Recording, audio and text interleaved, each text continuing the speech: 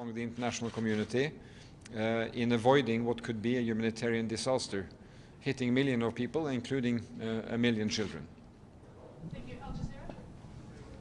Mr. Prime Minister, much of the world's attention right now is on Ukraine and Russia. Are you worried that the world is not paying enough attention to what could be a looming humanitarian crisis? In Afghanistan? Yes. The world has a lot on its plate, and I believe it's our responsibility to bring the attention to this issue in Afghanistan, where many countries have been engaged over the last years. There is a population there now extremely vulnerable. They were heavily dependent on aid that has disappeared for a number of reasons. We have to make that aid available in a meaningful and acceptable way. So yes, I believe there is a need to raise the attention on this issue on Afghanistan, and this meeting could help us do that. Thank you very much. Thank you, Mr. Prime Minister. Majid Gili, Ruda Media Network. Given Taliban, it's understatements to say Talibans will back down on their words, do you think there should be concrete measures, including treaties, written measures, in order for Taliban to respect its promises in terms of protecting women's rights, human rights in general, in return for more support from international community? Well, I think they need to be held accountable, and they have to deliver on some of these very clear expectations. The talks in Oslo were not about a concrete agreement, and there was no signature, but there was, as far as I can hear from reports, productive conversations between Afghans in civil society and the Taliban, and between delegations from individual countries. So in the follow-up, we need to see, are girls coming back to school in March? Do we see better access for humanitarian organizations? Do we see the ability of being able to pay salaries to humanitarians who deliver aid? So there's a long list of immediate issues that need to be delivered on. In the longer term, we need to see a more inclusive way of governing Afghanistan before there can be anything near normal relationships between the government of Afghanistan and the rest of the world. Philippe Raté, AFP. Prime Minister, your last day for presidency is on Monday. On Ukraine, are you in favor of a meeting before Monday of the Security Council? On Ukraine.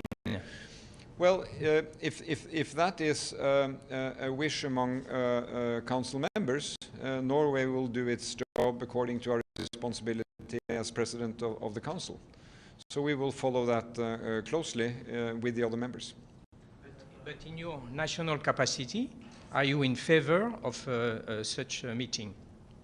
We have not taken an initiative as of now. What we have emphasized as Norway is that the political talks that go on, addressing the issues which are on the table politically and steering away from this kind of military build-up and escalation, that's what needs to be done. And I believe that is something the international community should support and express very clearly. Thank you very much, guys. Thank you. Thank you.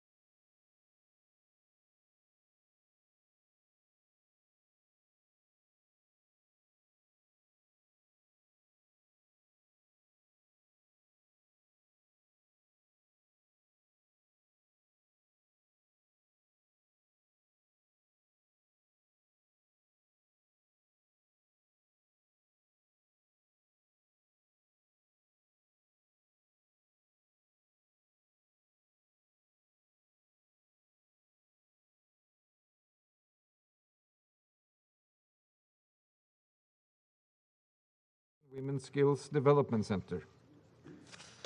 It is so decided. The Security Council will now begin its consideration of item 2 on the agenda. At this meeting, the Secretary General will hear remarks by the Security Council will hear remarks by the Secretary General, as well as briefings by Special Representative Lyons, Ambassador Tirumurti, Permanent Representative of India, in his capacity as Chair of the Security Council Committee, established pursuant to Resolution 1988-2011, and by Mrs. Sarai. Recalling the Security Council latest Note 507 on its working methods, I wish to encourage all speakers, both members and non-members of the Council, to deliver their statements in 5 minutes or less. Note 507 also encourages briefers to be succinct and to focus on key issues. In this spirit, briefers are further encouraged to limit their initial remarks to 7 to 10 minutes. Everyone is also encouraged to wear mask at all times, including while delivering remarks. I wish to warmly welcome the Secretary General, His Excellency Mr. Antonio Guterres. Mr. Secretary General, you have the floor. Mr. President,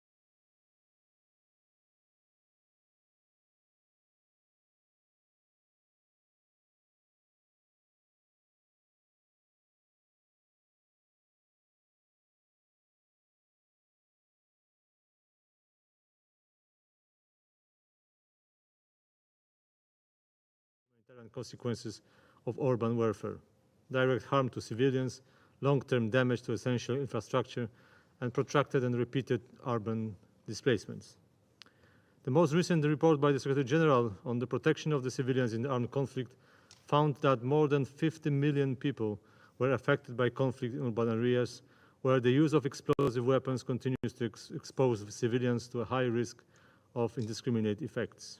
This subject is especially dear and important to us as we remember the tragic fate of Warsaw, the capital of Poland, the city that World War II left destroyed in 80% and with the enormous human losses.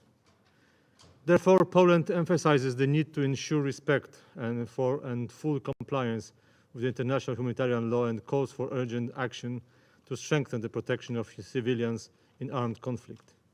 Promotion and strengthening respect for the international law was one of the priorities of our term in Security Council 2018-2019, and today we continue our efforts to uphold international law during our tenure in the Human Rights Council. Our priority is to protect groups of vulnerable situations, in particular civilians in armed conflict, persons with disabilities, children and members of the religious minorities. This vision also guides Polish chairmanship in the Organization of Security and Cooperation in Europe in 2022. In that respect, Poland plans to pay special attention to the protection of and assistance for civilians affected by armed conflicts. In this context, we would like to call for continuing promotion and full implementation of the Resolution 2475 on persons with disabilities in armed conflict that was unanimously adopted by the Security Council at the initiative of Poland and the United Kingdom. Excellencies, the use of explosive weapons in urban areas takes a devastating toll on essential infrastructure and services. It results not only in the damage or destruction of water, electricity, and sanitation infrastructure, but also causes severe disruption of healthcare services that are critical for wounded and sick, especially during the ongoing COVID-19 pandemic. In places like Libya and Ukraine, fighting has damaged water infrastructure and hindered its maintenance, leading to cuts and shortages. We hope that Security Council Resolution 2573, which was unanimously adopted last year, will ensure better protection of civilian infrastructure and lead to durable humanitarian pause to facilitate assistance, including equitable, safe, and unhindered delivery and distribution of COVID-19 vaccinations in conflict-affected areas. We should also bear in mind that the corrosive impact of the violence of the implementation of Sustainable Development Goals puts millions of people at the risk of being left behind in conflict-affected urban areas. And in view of the above, Poland fully supports the Secretary General call for global ceasefire as the COVID-19 pandemic is still far from over. Excellencies, immediate, full, and uninterrupted humanitarian access in situations of conflict is an important prerequisite to effective humanitarian action. We strongly condemn attacks against humanitarian and medical workers in armed conflicts and reiterate our commitment to bring perpetrators of these heinous crimes to justice. Poland recognizes and appreciates the unique capacity of multilateral organizations, especially UN agencies and the International Committee of the Red Cross, to efficiently address the most pressing and complex humanitarian issues. We consider that the ICRC as one of the key partners in the field of providing humanitarian aid in hard-to-reach areas. Since 2010, Poland has been providing regular payments to the organization in response to the crisis in Syria, eastern Ukraine, Afghanistan, Ethiopia, Pakistan, and Haiti. In its humanitarian assistance efforts, Poland concentrates on the areas where humanitarian crises overlap with violence and unstable political situations, such as the Middle East, with particular focus on Syrian civilian population and hosting communities in Lebanon, Jordan, Iraq, Ukraine, and the Caucasus. Protection of children in armed conflicts remains the priority for the Polish humanitarian assistance and development cooperation. In order to implement feasible solutions, Poland closely cooperates with the UNICEF and UN Special Representative for Children and Armed Conflicts, Virginia Gamba. Since 2019, Poland continues its support to both offices by making regular contributions. Excellencies, in closing, let me assure you that Poland remains concerned about the humanitarian harm caused during the active hostilities in populated urban areas. We believe that only full respect for international humanitarian and human rights law and a reduction of violence can protect the civilian populations. And I thank you. I thank the representative of Poland.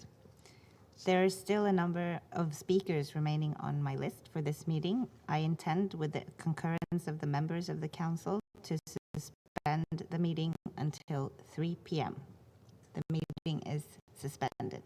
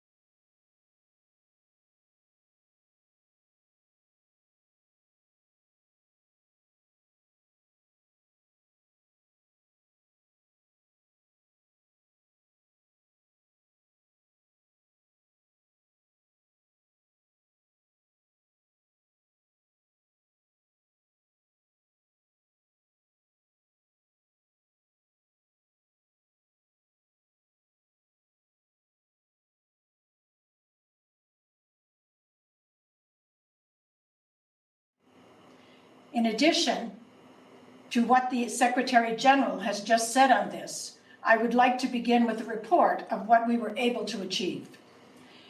By the end of 2021, as noted by the Secretary General, almost 18 million people have been provided with life-saving assistance, including 10 million people with food assistance and 1.5 million with health care.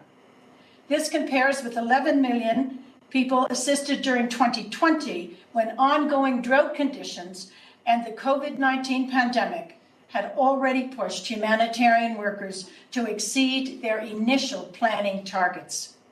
Last year, more than 2,000 primary and secondary health facilities in all provinces were supported by humanitarian assistance, including 450 tons of imported life-saving health supplies. This expansion of assistance was possible in part due to the improved security situation, and our humanitarian actors were able to access parts of the country that had been inaccessible for years. Mr. President, it is clear from the above how much we have accomplished, but as you all know, humanitarian needs continue to be pressing. The approximately $1 billion that we asked for last year to address the humanitarian crisis now must be supplemented by $4.4 billion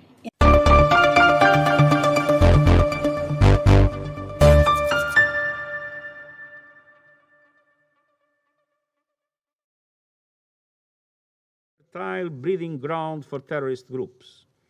If we do not act and help Afghans weather this storm, the region and the world will pay a heavy price. Illicit drug flows and criminal and terrorist networks will increase. Without food, without jobs, without their rights protected, we'll see more Afghans fleeing their homes in search of a better life. I urge the Taliban to work closely with the global community and this Council to suppress the global terrorist threat in Afghanistan and build institutions that promote security. We must prevent the expansion of all terrorist organizations in the country. And just as I appeal to the international community to step up support for the people of Afghanistan, I make an equally urgent plea to the Taliban leadership to recognize and protect fundamental human rights that every person shares. A stable, prosperous, and peaceful Afghanistan is an inclusive Afghanistan, one in which all people can contribute to its future. This must include the rights of women and girls, who are once again being denied their rights to education, employment, and equal justice. This is a tragedy for those women and girls who grew up believing that any dream was within reach and now helplessly watching those dreams slip away. But it is also a collective waste of talent and skills Afghanistan needs as it navigates a precarious future. As a moral imperative and a practical one, All doors must be kept open for women and girls, in schools, in the workplace, in the halls of justice, and across all aspects of public life. Opportunities for a new beginning are rare. We urge the Taliban to seize this moment and garner international trust and goodwill by recognizing and upholding the basic human rights that belong to every girl and woman. Excellencies, in the depths of a frigid Afghan winter, renewal and hope can seem distant. For decades, even centuries, Afghanistan has been unfairly used as a platform for political agendas, geopolitical advantage, ideological dominance, and brutal conflicts and terrorism. As a matter of moral responsibility and regional and global security and prosperity, we cannot abandon the people of Afghanistan. They need peace, they need hope, they need help, and they need it now. Thank you, Mr. Secretary General, for these valuable introductory remarks. I now give the floor to the Special Representative of the Secretary General, Mrs. Lyons. Mrs. Lyons, we can see you on the screen, so you have the floor. Please. Thank you so much. Prime Minister and President of the Council, Secretary General, ambassadors, and colleagues. Your participation at this debate today speaks volumes about the continued importance of Afghanistan to the international community, as well as the rising concerns of all of us about the future of this country. And it is indeed a pleasure to be here with my friend, Mahbouba Siraj, and to listen to her important message on behalf of civil society. Mr. President, when Kabul fell to Taliban forces in August, the United Nations made a commitment to stay and deliver, to support the people of Afghanistan at a moment of humanitarian crisis and political uncertainty. A primary focus of our work, with the generous assistance of donors, was to alleviate as much as possible the dire humanitarian situation in the face of this difficult winter. In addition to what the Secretary General has just said on this, I would like to begin with a report of what we were able to achieve. By the end of 2021, as noted by the Secretary General, almost 18 million people have been provided with life-saving assistance, including 10 million people with food assistance and 1.5 million with health care. This compares with 11 million people assisted during 2020, when ongoing drought conditions and the COVID-19 pandemic had already pushed humanitarian workers to exceed their initial planning targets. Last year, more than 2,000 primary and secondary health facilities in all provinces were supported by humanitarian assistance, including 450 tons of imported life-saving health supplies. This expansion of assistance was possible in part due to the improved security situation, and our humanitarian actors were able to access parts of the country that had been inaccessible for years. Mr. President, it is clear from the above how much we have accomplished, but as you all know, humanitarian needs continue to be pressing. The approximately $1 billion that we asked for last year to address the humanitarian crisis now must be supplemented by $4.4 billion in additional humanitarian assistance for 2022, as set out in our recent appeal. But to put this in perspective, this is roughly the same amount that donors spent on the entire operating budget of the government of the Republic in a given year. It is quite simply unsustainable over the long term. Therefore, we have simultaneously been advocating, and will continue to do so, for a relaxation of those sanctions that prevent the full delivery of essential services and that continue to starve the economy of liquidity. Because of the liquidity crisis and the inability of banks to operate, we are facing an extraordinary situation where people have money in the bank, but do not have full access to it to feed their families, nor run their businesses. Mr. President and Council members, your adoption of the Humanitarian Exemption Resolution and the issuing of new general licenses by the United States last December provided welcome assurances that facilitated our humanitarian activities.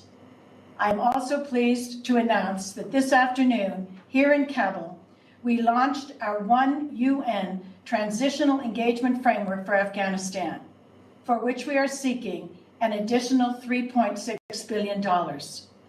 This brings the total ask for 2022 to $8 billion. But this comprehensive and system-wide strategy introduces a basic human needs pillar that will deliver essential services such as health and education, as well as provide maintenance for community infrastructure and promote livelihoods and social cohesion, with a special emphasis on the socioeconomic needs of women and girls. These investments are designed to prevent a further deterioration of the humanitarian situation and indeed generate a sufficient level of economic stability to reverse the steady increase in poverty rates that we have seen, while ensuring that the critical donor funds are not diverted or misused. And yet we know that donors are understandably reluctant to show more flexibility until they have a better idea of what sort of government the de facto administration intends to create. In fact, many donors were hesitant last fall to engage in ways that might help the de facto authorities consolidate their administration or appear to legitimize the regime. This hesitancy has been temporarily overcome in order to help the Afghan people who are suffering from an extended humanitarian crisis and facing this brutal winter. However, it is clear that donors who face their own domestic constituencies are still not satisfied with the political progress in Afghanistan and are watching closely for more encouraging signals.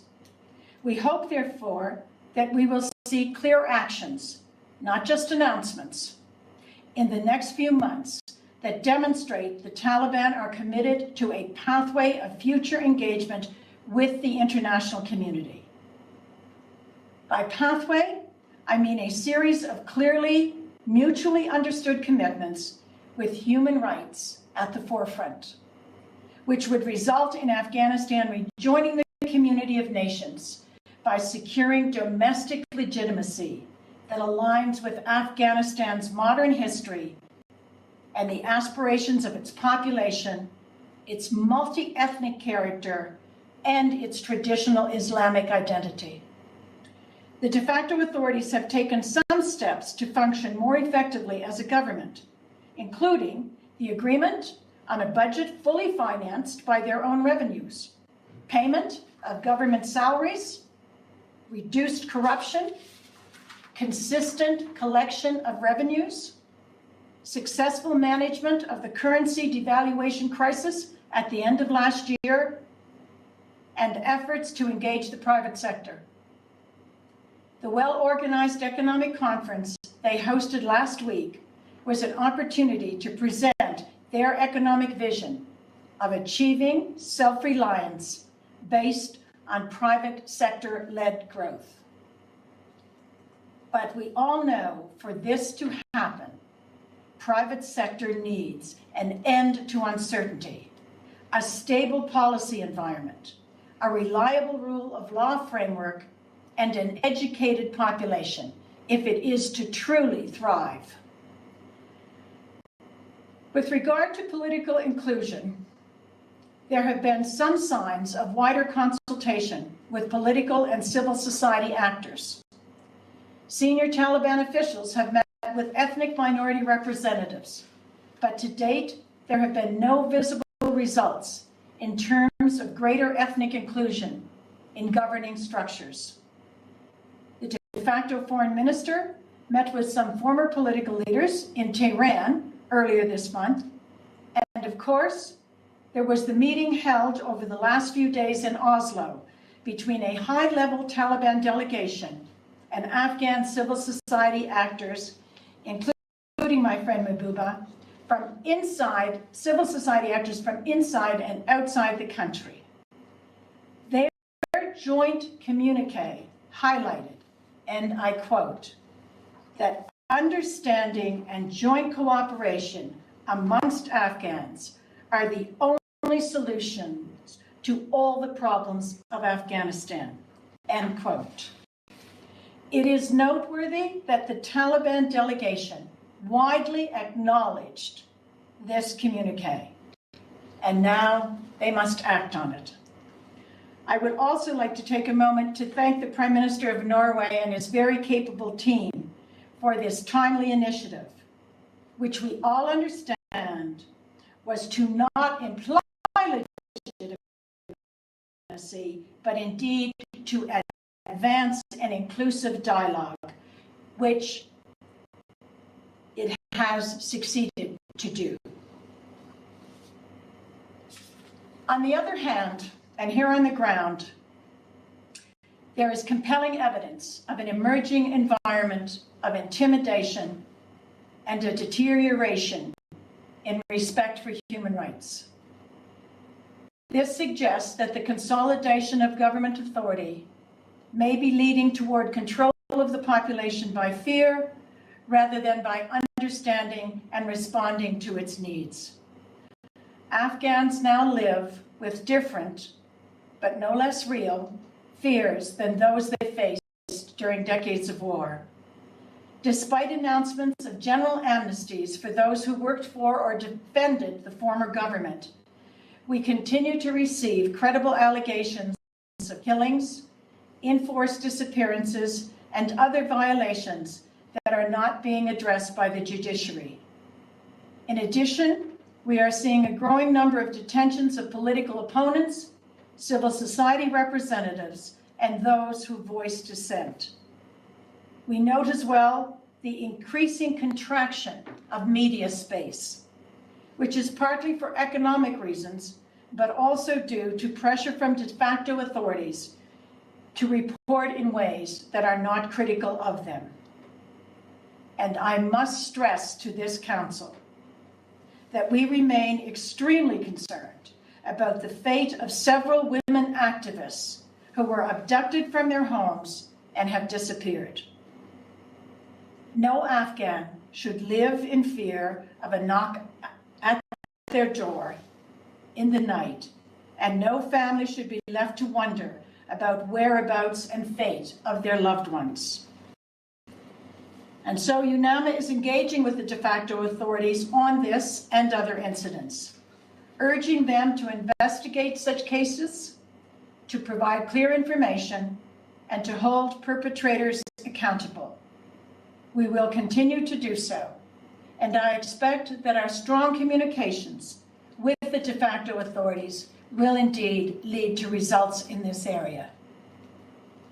Mr. President, how can the Taliban demonstrate a clearer commitment to the path of governing based on trust rather than on fear, if that is indeed the path they choose to take? First, it is past time for them to initiate a wider dialogue on the process for national reconciliation. The international community would, of course, support such a process, but it must be initiated and entirely shaped by Afghans within and outside the country. Inclusion, furthermore, should never be seen as an exterior demand, but as a long-standing and required source of domestic legitimacy for such a diverse country, and as entirely critical to ongoing stability. For now, the war has ended, but peace has not yet been consolidated. The current comparative stability is in many ways underpinned by conflict fatigue and by communities and individuals focusing on mere survival. This peace, this stability, is thus fragile and could unravel if measures are not taken to govern in a way that builds trust and accountability and that focuses on the genuine needs of the people, including the need and the right to participate in their government. Second, there is the all-important issue of girls' education. We welcome recent statements by the de facto authority leaders that girls of all ages will be educated nationwide. Some international donors have declared themselves ready to pay financial incentives to Afghan teachers for January and February.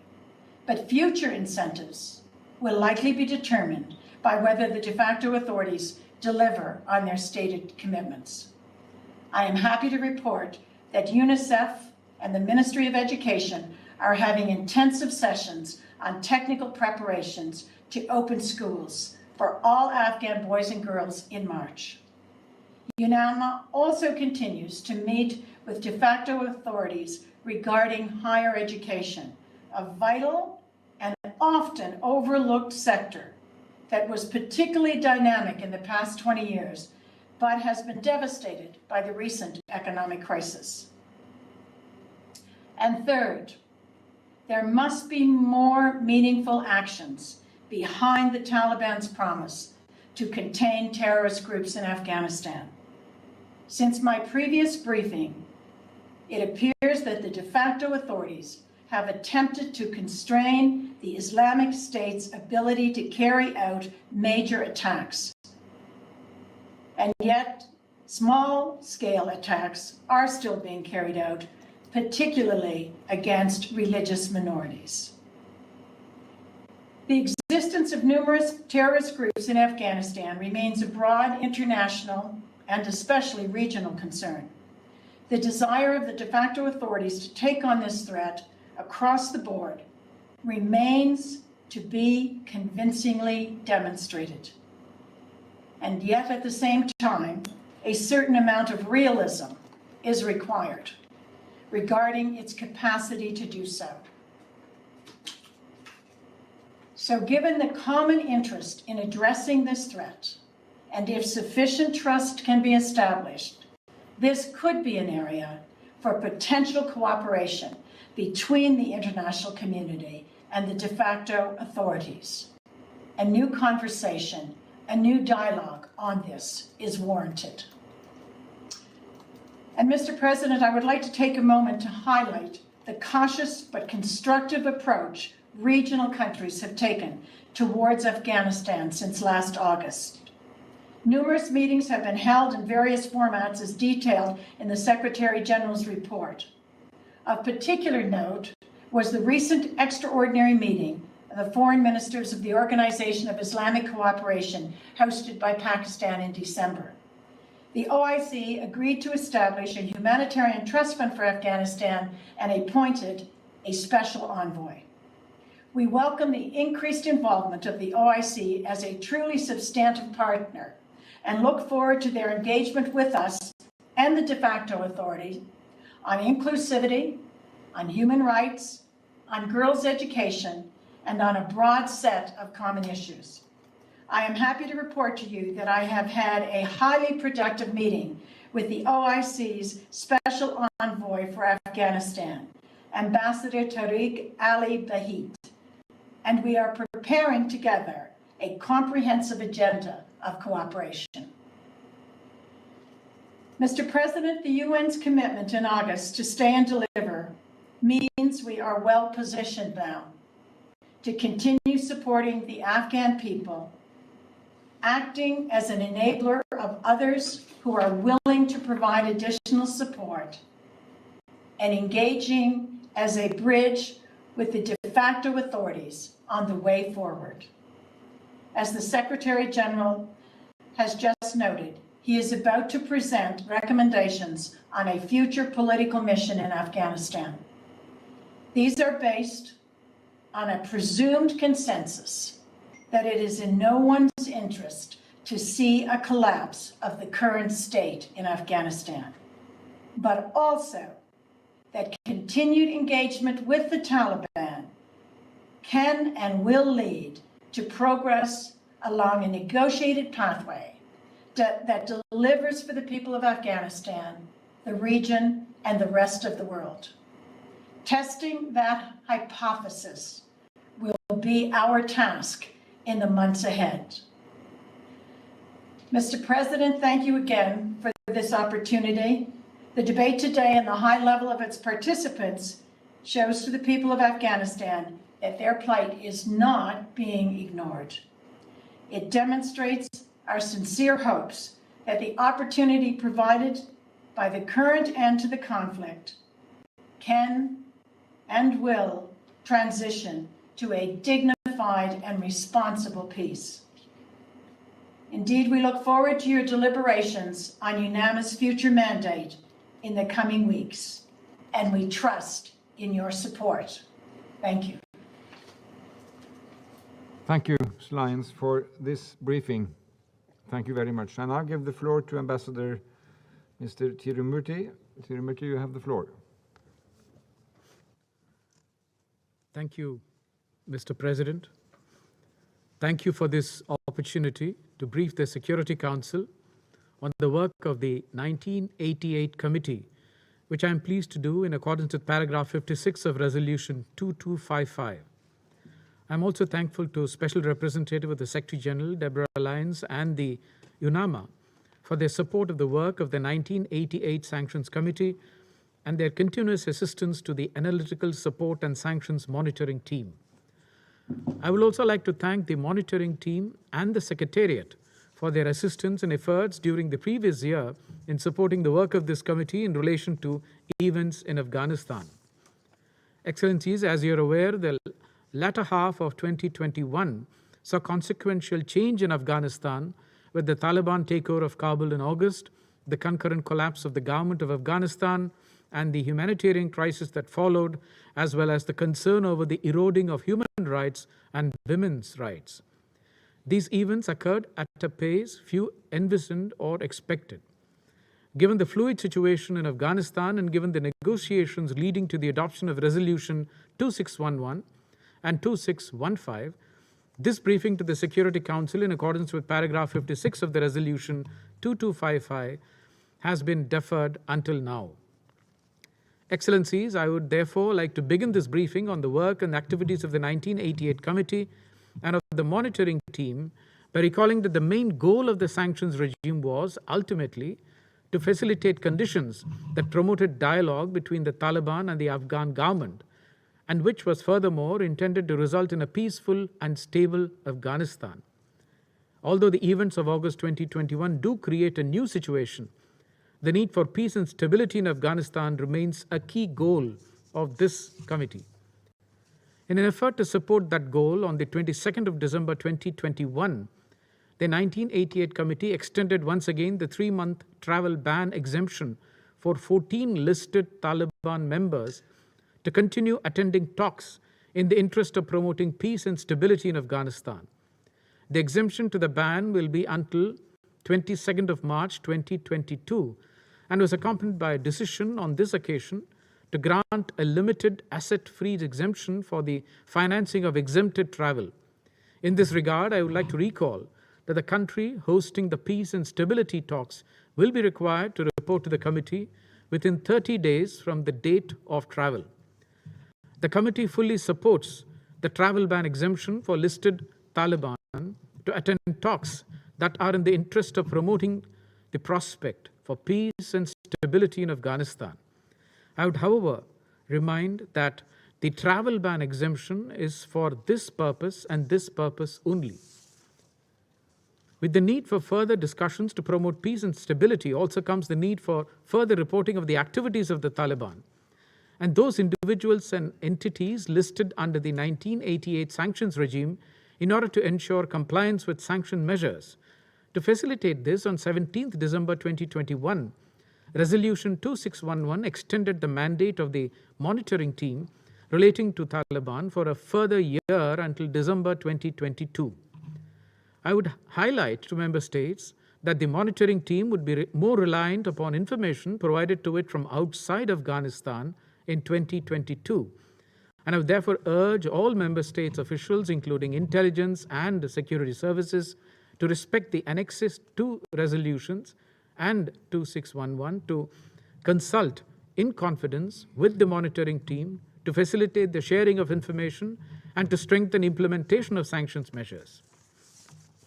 Excellencies, on 30th November 2021, and pursuant to paragraph 44 of Resolution 2255, the committee invited representatives of the United Nations Office for the Coordination of Humanitarian Affairs, the United Nations High Commissioner for Refugees, and the United Nations World Food Programme to brief on the impact of the sanctions regime on the current humanitarian situation in Afghanistan since the Taliban takeover of 15th August. Subsequently, on 22nd December 2021, the Security Council adopted Resolution 2615 concerning the need to facilitate the workings of humanitarian agencies and those institutions involved in supporting the resourcing and financing of critical humanitarian relief efforts in Afghanistan. Resolution 2615 acknowledged the current humanitarian crisis in Afghanistan, which emphasized food insecurity and the disproportionate effect the situation was having on women, children, and minorities. The resolution provided clarity to ensure the continuation of the provision of assistance in the future. The Security Council decided that provision of humanitarian assistance and other activities that support basic human needs in Afghanistan are not a violation of paragraph 1A of Resolution 2255, and that the processing and payment of funds, other financial assets, economic resources, and provision of goods and services necessary to ensure the timely delivery of such assistance or to support such activities are permitted. It further decided to review the implementation of this provision after a period of 1 year.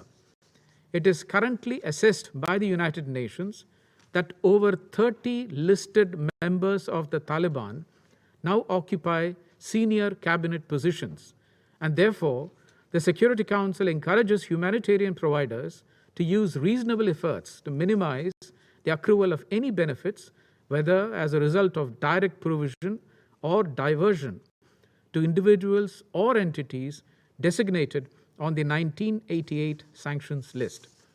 Excellencies, in its latest report for 2021, the monitoring team noted that the ties between the Taliban, largely through the Haqqani network, and the Al-Qaeda and foreign terrorist fighters remain close and are based on ideological alignment and relationships forged through common struggle and intermarriage.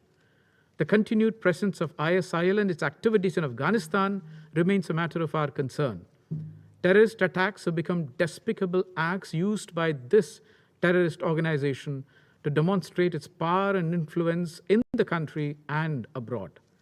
Lastly, I wish to thank all member states and international bodies who have provided support to the 1988 committee and to the monitoring team in a flexible and amenable manner during the COVID-19 pandemic and corresponding restrictions on foreign travel and meeting engagements.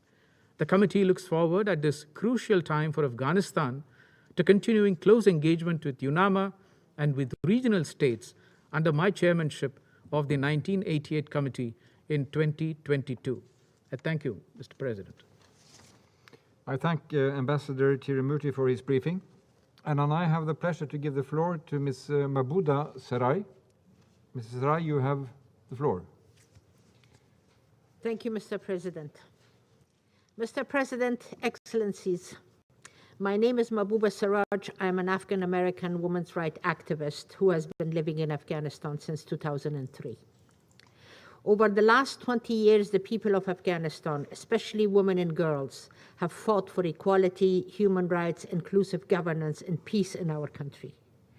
Yet the hasty exit of the international community from Afghanistan last August has undermined our achievements and dashed our hopes for a democratic nation. The Taliban is once more in control and dismantling our rights daily.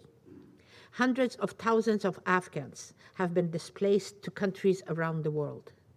And today in Afghanistan, women are literally being erased from the public life, down to the beheading of the female mannequins in the shops' windows. My Afghan sisters and I warned the Security Council and broader international community of this possibility for decades. It pains me to be here before you today to affirm this truth. But we will not be silenced. And you have a tremendous responsibility for keeping the promises you have made to us over the years. My statement today will focus on the responsibility of the Security Council, the UN, and the international community for keeping Afghan women's rights front and center throughout all the deliberation on Afghanistan. Mr. President, after 20 years of tasting freedom, working, studying, playing sports, performing music, it has taken less than 6 months to completely dismantle the rights of the women and girls across the country. The majority of Afghanistan girls are banned from secondary school and university. Many women have fled the country who are prisoners in their own homes. Female judges, once celebrated by the international community, are on the run from the very individuals they imprisoned. Women are now required to travel with a mahram or male guardian. This has not only restricted their basic freedom of movement, but their ability to live their lives. It has prevented women from reaching their health appointments, escaping situation of domestic violence, and seeking employment. In a country where millions of Afghan women are widows and the sole breadwinners for their children, this rule is sabotaging families' survivals. While it feels as though the world has given up on Afghanistan and Afghan women, we have not. We are in the streets protesting every day despite the threats, weapons, and the violence. We are fighting for our inclusion, for justice, and for an end to repression of our people. But we need your political support and resources to succeed. We need you to stand by us and ensure that Afghan women are equal partners in making decisions about the future of our country. This includes calling for the Taliban to rescind the Mahram policy and uphold women's freedom of movement, and to ensure we can exercise our right to education, work, and health. Human rights defenders like Tamana Zaryab Pariani and Parwana Ibrahim Khail, when you hear that they have been taken from their homes for protesting against the hijab, this means not giving up on asking about the disappearance of Alia Azizi. You cannot be silent about them, and if you claim to support us in this council. Mr. President, we are in the midst of a catastrophic humanitarian crisis since the Taliban's takeover. Hunger and poverty in Afghanistan have skyrocketed. More than half the population needs urgent food assistance at this very moment. Some families have resorted to selling their children or marrying off their girls as young as 9 years to pay for the food and urgent health care. The Taliban's restriction on women aid workers and their systematic dismantling of the country's system to address gender-based violence are endangering women's access to services. Our hospitals lack equipment and medication, including tests for COVID-19. As the humanitarian situation has rapidly deteriorated over the last 5 months, the people of my country have asked what they have done to deserve this, and no one has any answer for them. It is the responsibility of the Security Council, the international community, and the UN to do everything in their power to provide life-saving assistance to avert further suffering. Aid must reach all Afghans, including women, minorities, and other marginalized groups. All humanitarian workers, including women, must be able to carry out their work freely and without fear of reprisal. Further, you must continue to ensure that humanitarian assistance goes directly to principled humanitarian organizations and local organizations operating on the ground, and not routed through the Taliban. Women's organizations in Afghanistan must be consulted on all aspects of this humanitarian operation. Mr. President, while humanitarian assistance is critical to managing short-term needs, the collapsing banking system and economy must also be addressed. Presently, ordinary Afghans who need to withdraw money must wait for hours before collecting what small amount has been permitted that day. The price of food staples continue to rise. Afghans have lost 500,000 jobs since August, which disproportionately impacts women. The massive brain drain prompted by the Taliban takeover has left the country without enough qualified workers. Even if the banking system restarts and supply chain demands are addressed, women's engagement in the workforce will be critical to the success of Afghanistan's economy. We were taxpayers, breadwinners, and innovators, all critical for the country's prosperity. In fact, restricting a woman's right to work could cost the Afghan economy up to $1 billion of its GDP. And although the Taliban doesn't support our right to work outside the home, the majority of the Afghans do. The international community must protect this right, dedicate funds to supporting us, and engage us as partners in developing solutions to the current crisis. This brings me to my final but most important point. The people of Afghanistan, especially its women, see the dilemma the world currently faces regarding how to engage with the Taliban while addressing the present urgent needs of Afghans. Ordinary Afghans must not be punished for a crisis they had no part in creating. But equally, the Taliban cannot use the lives of Afghans to hold the international community to ransom. Therefore, it is our collective interest to ensure there is a robust international presence through UNAMA, who can be our eyes and ears on the ground, monitoring developments in the country and whether the Taliban are following through on their commitments. This is especially important at the time where civil society, the media, and international NGOs are unable to do so. UNAMA should also play a key role in supporting dialogues with the Taliban and ensure inclusive consultations with the Afghans from all parts of the country and all walks of life. At the same time, the international community must not be afraid to use its important leverage over the Taliban. Human rights, women's rights, and accountability must be a part of every conversation. In addition, clear conditions must be placed on any economic and political support to the Taliban in order to ensure that they respect human rights.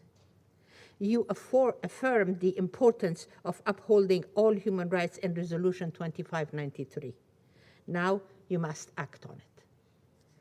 Finally, the international community must stop sending all male delegations to meet with the Taliban.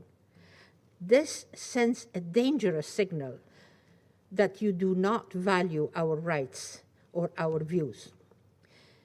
Sending foreign women is not enough. We must start the process of inclusive governance for and by Afghans. Diverse representation of Afghan women, especially civil society, is essential. Mr. President, I am not the first, nor will I be the last Afghan woman who addresses this council. But this time, I hope the international community will start to take us seriously. While we cannot turn back the clock, we can choose to work differently, moving forward, ensuring that Afghan women are meaningfully part of our country's future is a critical place to start. Thank you. Thank you, Mrs. Siraj, for your briefing, sincerely. I shall now make a statement in my capacity as the Prime Minister of Norway. I would like to thank the Secretary General, Special Representative, Mrs. Lyons, and the Chair of the 1988 Committee for their introductions. And a heartfelt thank also to Mrs. Mahbouba Serraj for your powerful and compelling statement. During the last few days, a high-level delegation from the de facto Afghan authorities visited Oslo. It was not a bilateral visit in the traditional sense. The purpose was to offer a most needed opportunity for non-Taliban women and men from the Afghan civil society to engage the Taliban in a dialogue on the way forward for Afghanistan. It offered an opportunity for Norway and a range of national delegations to engage the Taliban representatives on how the needs of millions of Afghans, political needs, human rights needs, and humanitarian needs will be met in the time to come. Let me be clear. The Taliban heard the serious concerns shared by a variety of representative civil Afghans, as well as a united international community. The visit did not bestow international recognition to the de facto regime. It provided an opportunity to talk, exchange, and formulate clear expectations on the way ahead. Such dialogue at this very moment is imperative. The dire humanitarian situation in Afghanistan makes dialogue even more important. We need new agreements and commitments in place to be able to assist and help an extremely vulnerable civil population, and most vulnerable among them, the children who face hunger and suffering. We must do what we can to avoid another migration crisis and another source of instability in the region and beyond. And we need to express clearly that it will not be possible to re-establish a sustainable political system in Afghanistan unless Afghans from a variety of backgrounds, men and women, are included. I commend all delegations at the Oslo meeting for having contributed to 3 days of meaningful dialogue and exchange. Excellencies, the humanitarian crisis which the Afghan people is facing is gravely serious. It has been worsened by the effects of climate change, the global pandemic, and the collapse of the Afghan economy. We are witnessing disruption to the functioning of civil infrastructure and of basic services, namely in health and education. This situation disproportionately affects women and girls. We welcome, consequently, the unanimous adoption of Resolution 2615 on the 22nd of December last. The resolution clearly states that humanitarian assistance can be provided without that constituting a breach of the UN sanctions regime. Now, it is up to us to make the best possible use of the humanitarian exemption provided for by this resolution. Cooperation is vital to respond to the crisis in Afghanistan. It is essential that this Council provides the UN political mission with a comprehensive and robust mandate to engage the Taliban, to monitor and report on the human rights situation, and to facilitate the delivery of humanitarian assistance and support to basic human needs. In this context, I would like to take this opportunity to congratulate the United Nations with the launching of the UN Transitional Engagement Framework for Afghanistan today. Extremely important. Protection of civilians, including children, must be our first priority. It is also critical to safeguard the rights and equal participation of women. And Mrs. Siraj, you made that contribution and explanation in a powerful way. This was the clearly communicated also from all delegations meeting Taliban at the Oslo meeting. We are gravely concerned by the persistent reports of women peace builders and human rights defenders facing grave risks and reprisals for raising their voices. Tamana Saryabi Paryani and Parvana Ibrahimkul, two among many brave, have done so. They must be released. The Taliban must abide by the commitments they have made, and we have to hold them accountable. Humanitarian assistance, while crucial, will not be sufficient in the long run. Afghanistan's needs for development assistance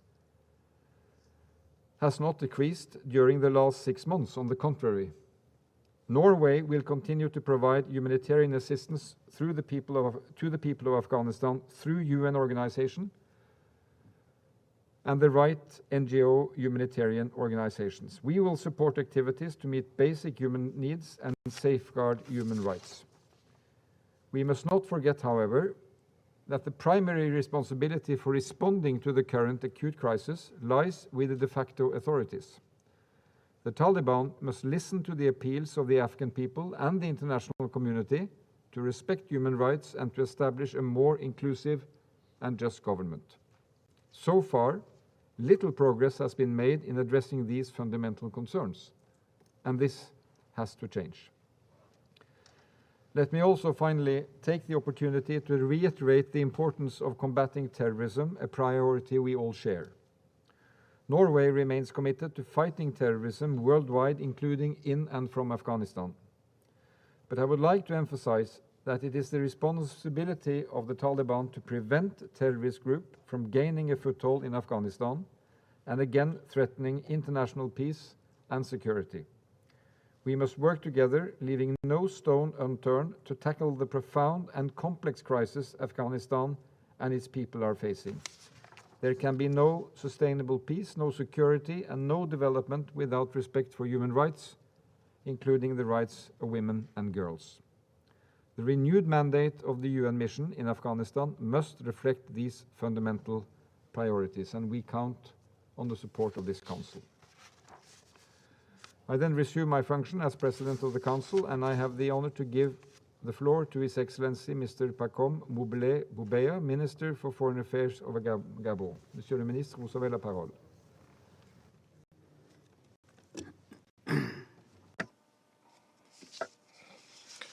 Mr. President, Excellencies,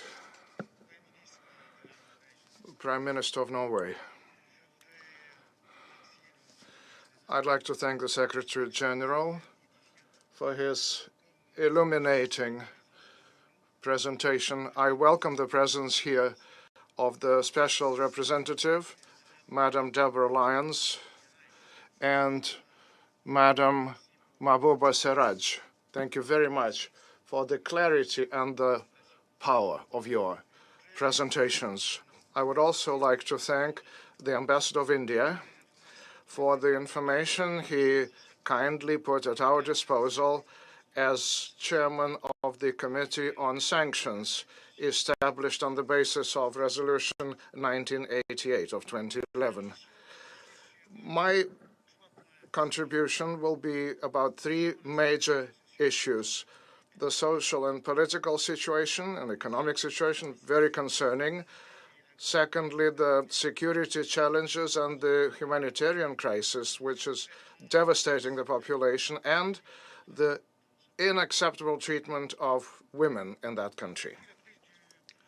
Since Taliban took power, the socio-political climate has been characterized by total lack of transparency as to the political process.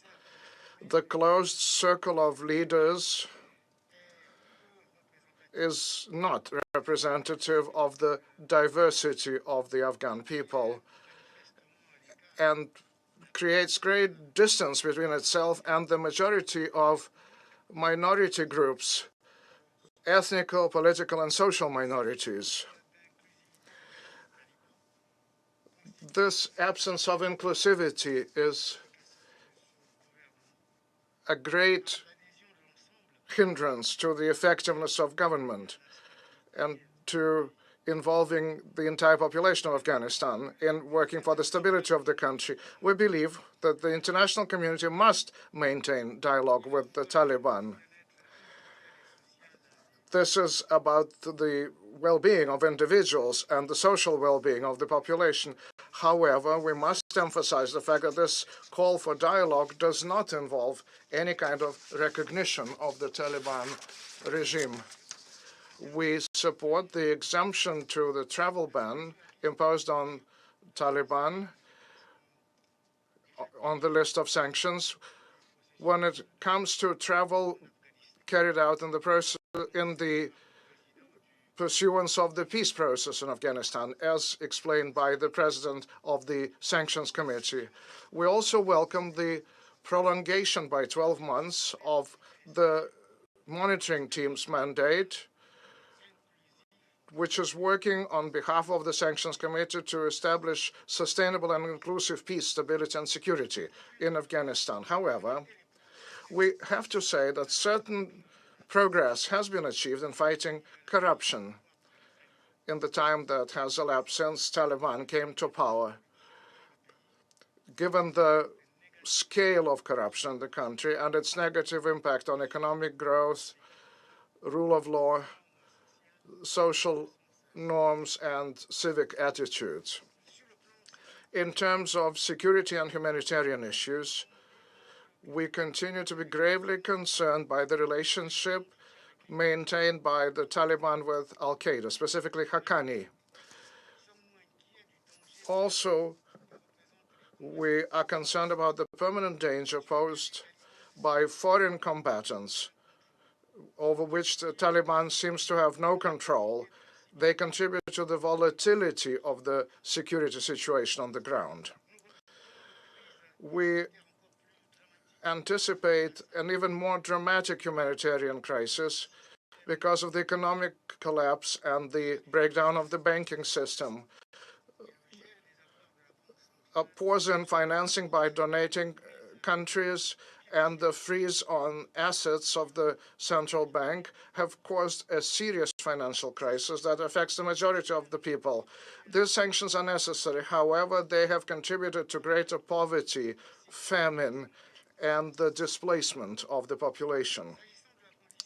Talking about the situation of women and girls in Afghanistan, this is unacceptable to see the violation of their freedom, denial of their fundamental rights, specifically access to education,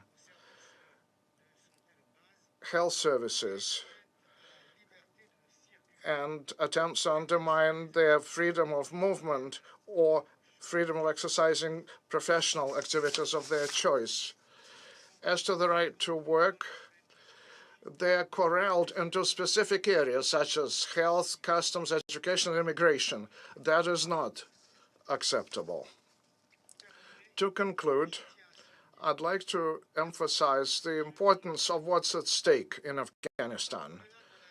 Beyond the legitimate aspiration of the people of Afghanistan, their desire for security and dignity, it's a question of the stability of the entire region and the imminent threat of a back base being created for international terrorism, and an area where women and girls have no rights. The international community must be more engaged and act with greater cohesion. This Council must have a reaction and a tone which rises up to the level of danger and its responsibility. Thank you very much. Monsieur le Ministre, je vous remercie. Minister, thank you. I now. Representative of Kenya, please. Thank you, Mr. President and Prime Minister. I thank the Secretary General for his remarks, SRSG Lyons for her briefing on the latest developments in Afghanistan, and Ms. Mahbooba Siraj, Executive Director of Afghan Women's Skills Center, for her insights this morning.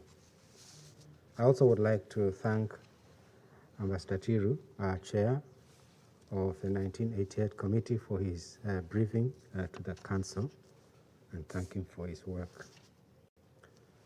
Mr. President, over the last few months, we have witnessed a consistent, disturbing trend of terrorist attacks against civilians that continue to undermine peace efforts in Afghanistan.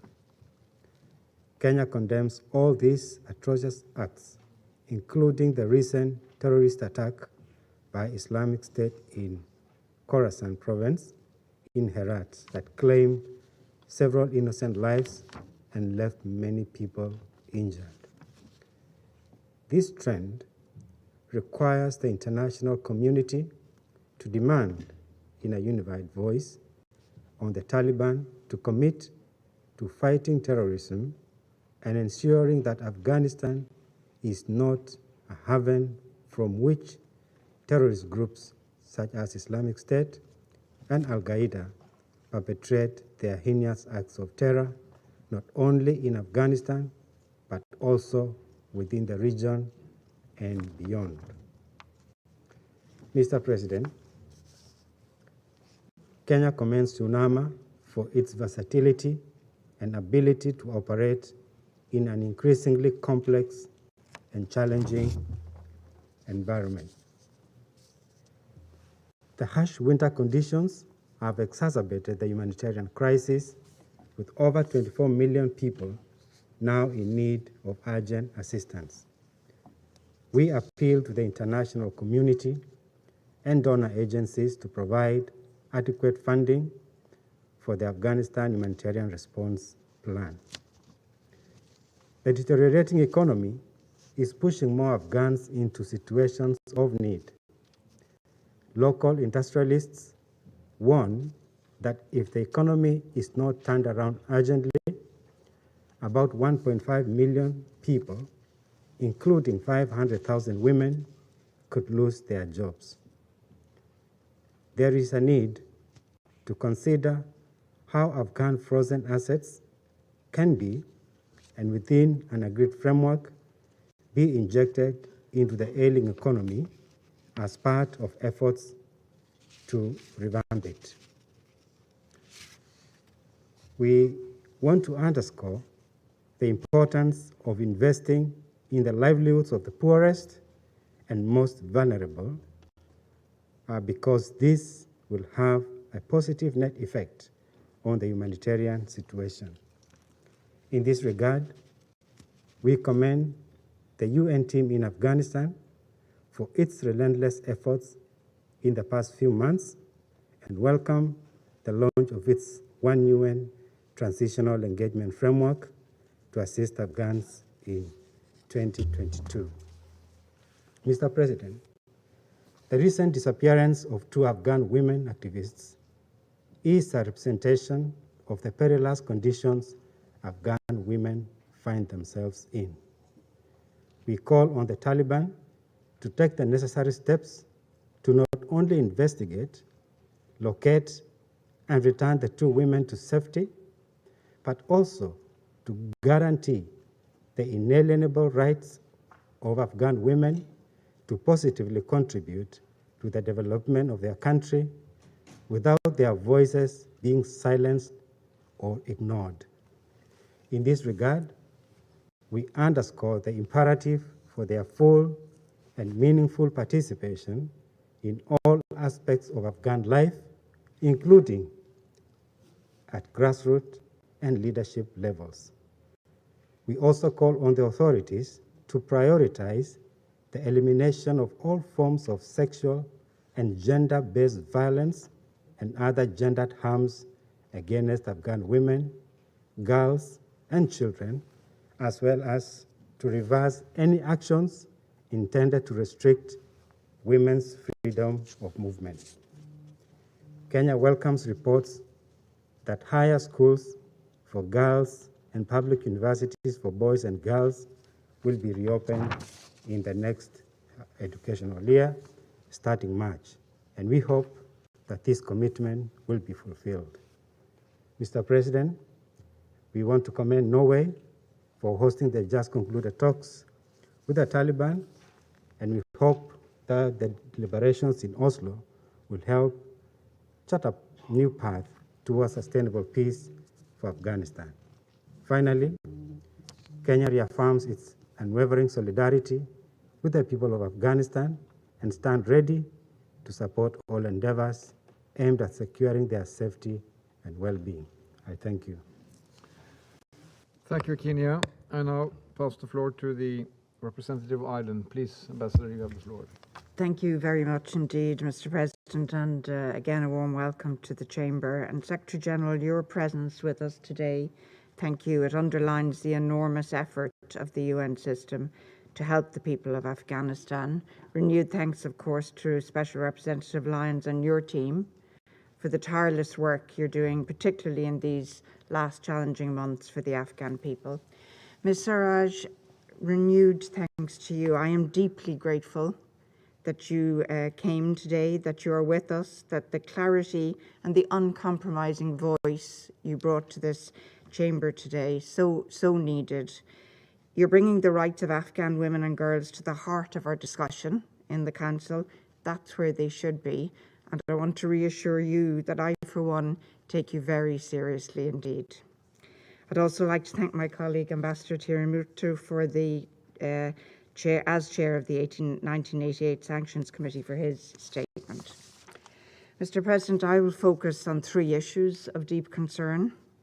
First, the colossal humanitarian crisis facing Afghanistan during this harsh winter. We are horrified that over half of Afghanistan's population are now facing acute food insecurity in what you, Secretary General, described earlier as a frozen hell. We acknowledge and have strongly supported the actions taken by the UN in response to the extraordinary need in Afghanistan. The exemption unanimously adopted here by this Council to the 1988 sanctions regime provides certainty to the humanitarian response. The UNDP Trust Fund has injected some much-needed liquidity into the economy, while the Afghanistan Humanitarian Response Plan, once sufficiently funded, will be a lifeline for millions. But it's clear that a crisis of this magnitude requires a sustained response from the international community. We must continue to stand with the Afghan people in what are clearly going to be challenging months ahead. Second, Mr. President, Ireland remains deeply concerned that the Taliban is depriving Afghan secondary school-age girls of their education.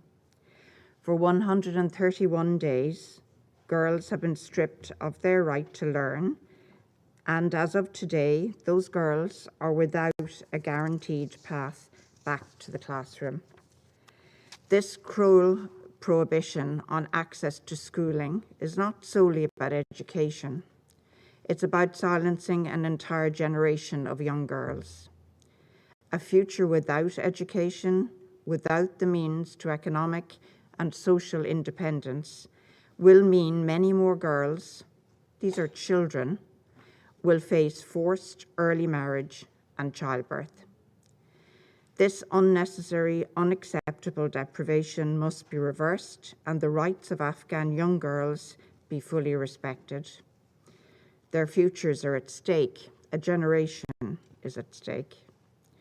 My third point is the issue so viscerally outlined by Ms. Sarraj in her briefing today. Fact is, the women of Afghanistan continue to be targeted. Afghan women continue to be cruelly erased from society by the Taliban.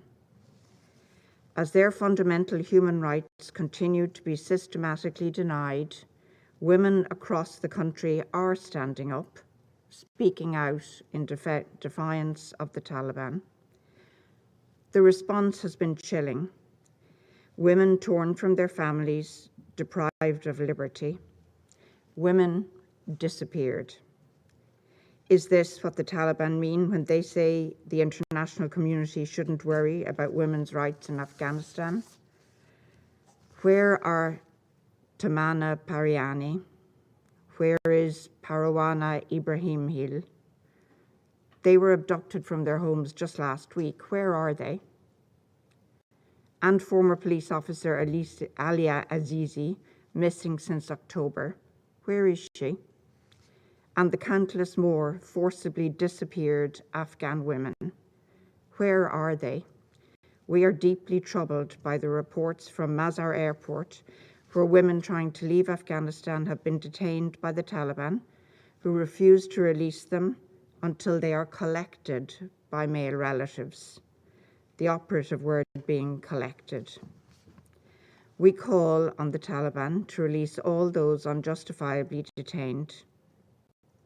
We also call for the Taliban to recognize their human rights. Women's rights, let's remember, are human rights. Finally, Mr. President, thank you for the update on the dialogue which took place earlier this week, convened by your own government. The centrality of Afghan women in the talks, advocating directly for themselves, is welcome. Ireland has consistently emphasised that inclusive dialogue with the full, equal and meaningful participation of women is the only mechanism by which Afghanistan can have the truly representative and participative democracy and government demanded by its people. No path that excludes Afghan women can lead to peaceful, a stable future, the future that Afghan people deserve and seek.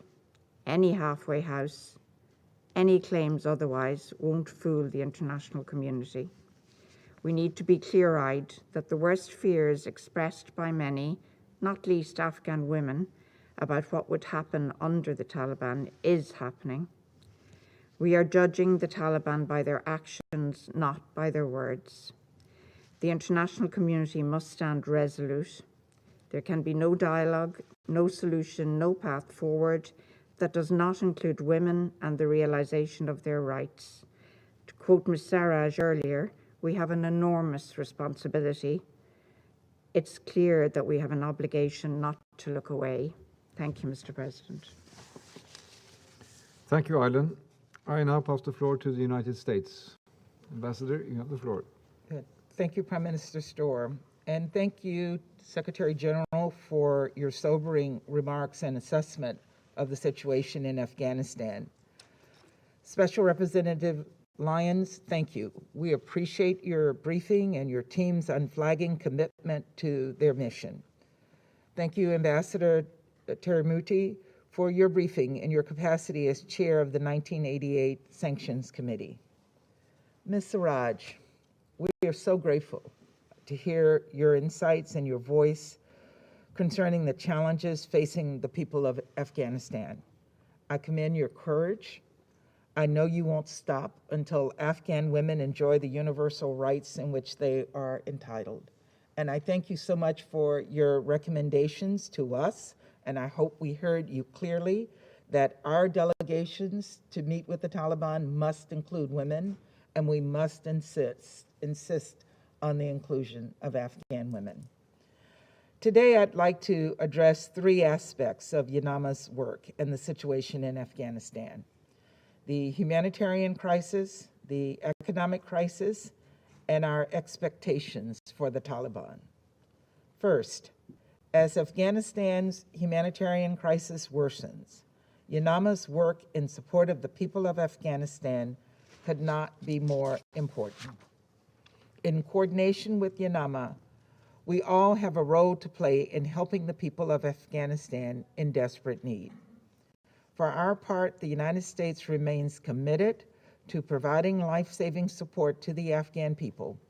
On January 11th, the United States announced an initial contribution for the year of more than $308 million in humanitarian assistance for the people of Afghanistan. This funding will support aid that provides food and nutrition assistance, support for health care, winterization programs, and logistical support to ensure aid workers and critical relief supplies can make it to the parts of Afghanistan that are hardest to reach. It will save countless lives. In tandem, the United States has moved rapidly to ensure any sanctions imposed by us and the international community to support security and stability in Afghanistan do not impede humanitarian activity. In December, our Treasury Department issued 3 new general licenses that expand upon existing authorizations to facilitate the continued flow of vital humanitarian assistance and basic needs for the Afghan people. The United States also introduced a resolution at the Security Council last month to establish a humanitarian exemption in the 1988 Taliban sanctions regime. The Council's unanimous adoption of Resolution 2615, which establishes the carve-out, sends a clear message of support to the Afghan people. The United States remains the single largest provider of humanitarian assistance in Afghanistan. But, like all of the major challenges facing the international community today, the scale of this crisis demands a global response. Much more support from the international community will be required to meet the extraordinary level of need the Afghan people are experiencing. Second, the United States is particularly sensitive to Afghanistan's liquidity crisis and how it is worsening the humanitarian emergency. To that end, we continue to examine various options to ease the liquidity crunch. Ultimately, a functioning Afghan economy will require an independent and technically competent central bank that meets international banking standards. While Afghan central bank reserves held in the United States are subject to ongoing litigation, we recognize calls to examine making available reserves to help the people of Afghanistan. Third and finally, the international community's expectations for the Taliban have not wavered.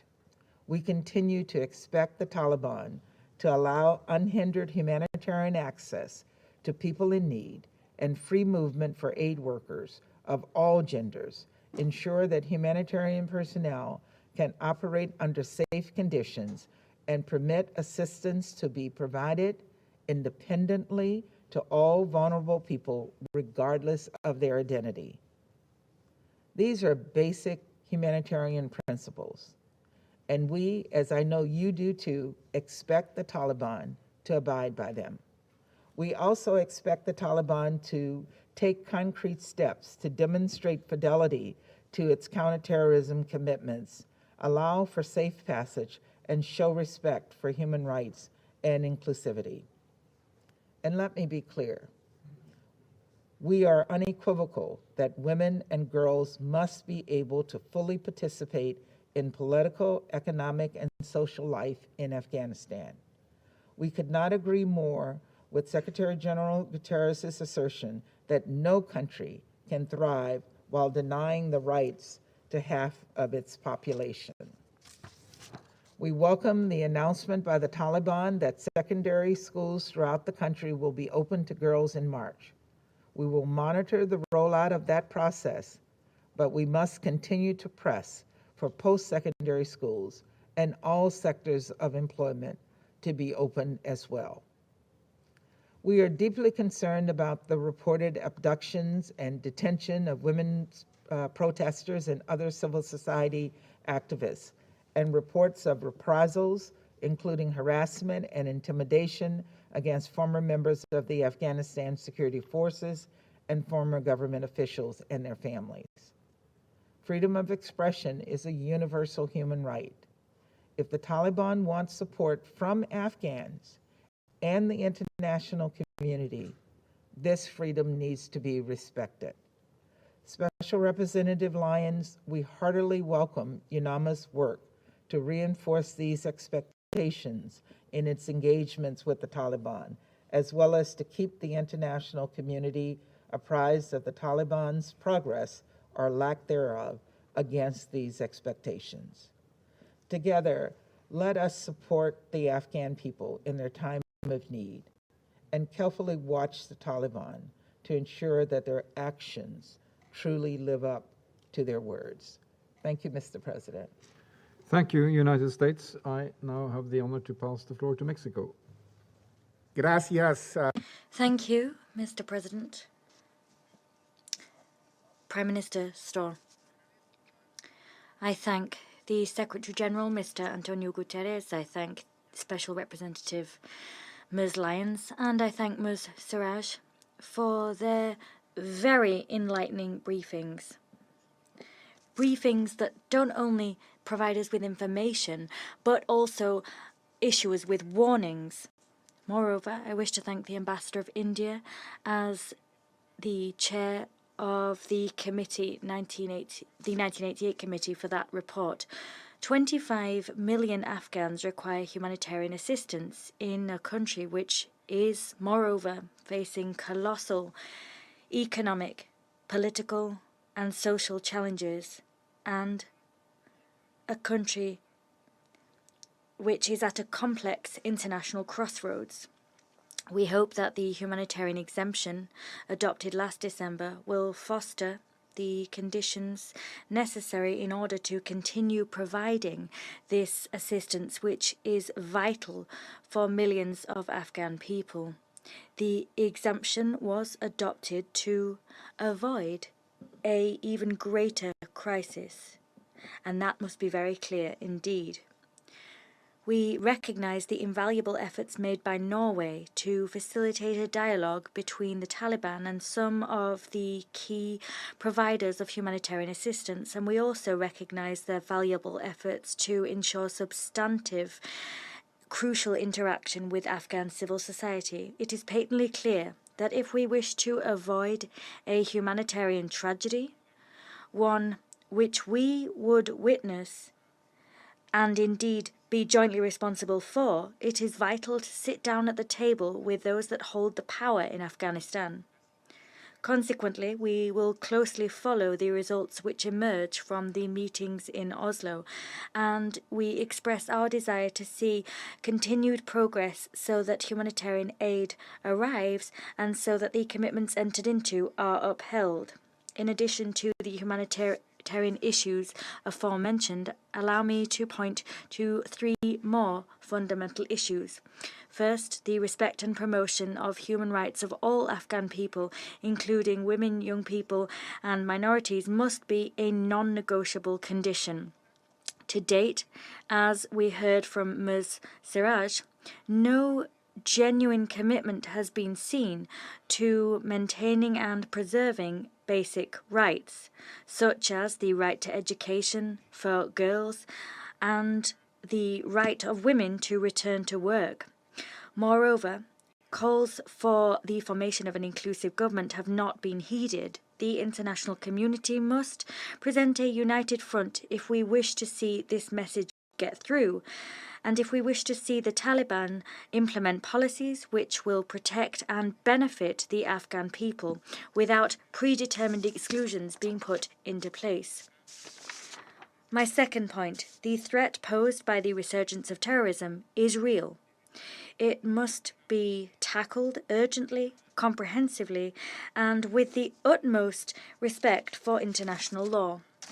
In particular, with stringent respect for international humanitarian law and international human rights law, Afghanistan cannot once again become a haven or platform for terrorists.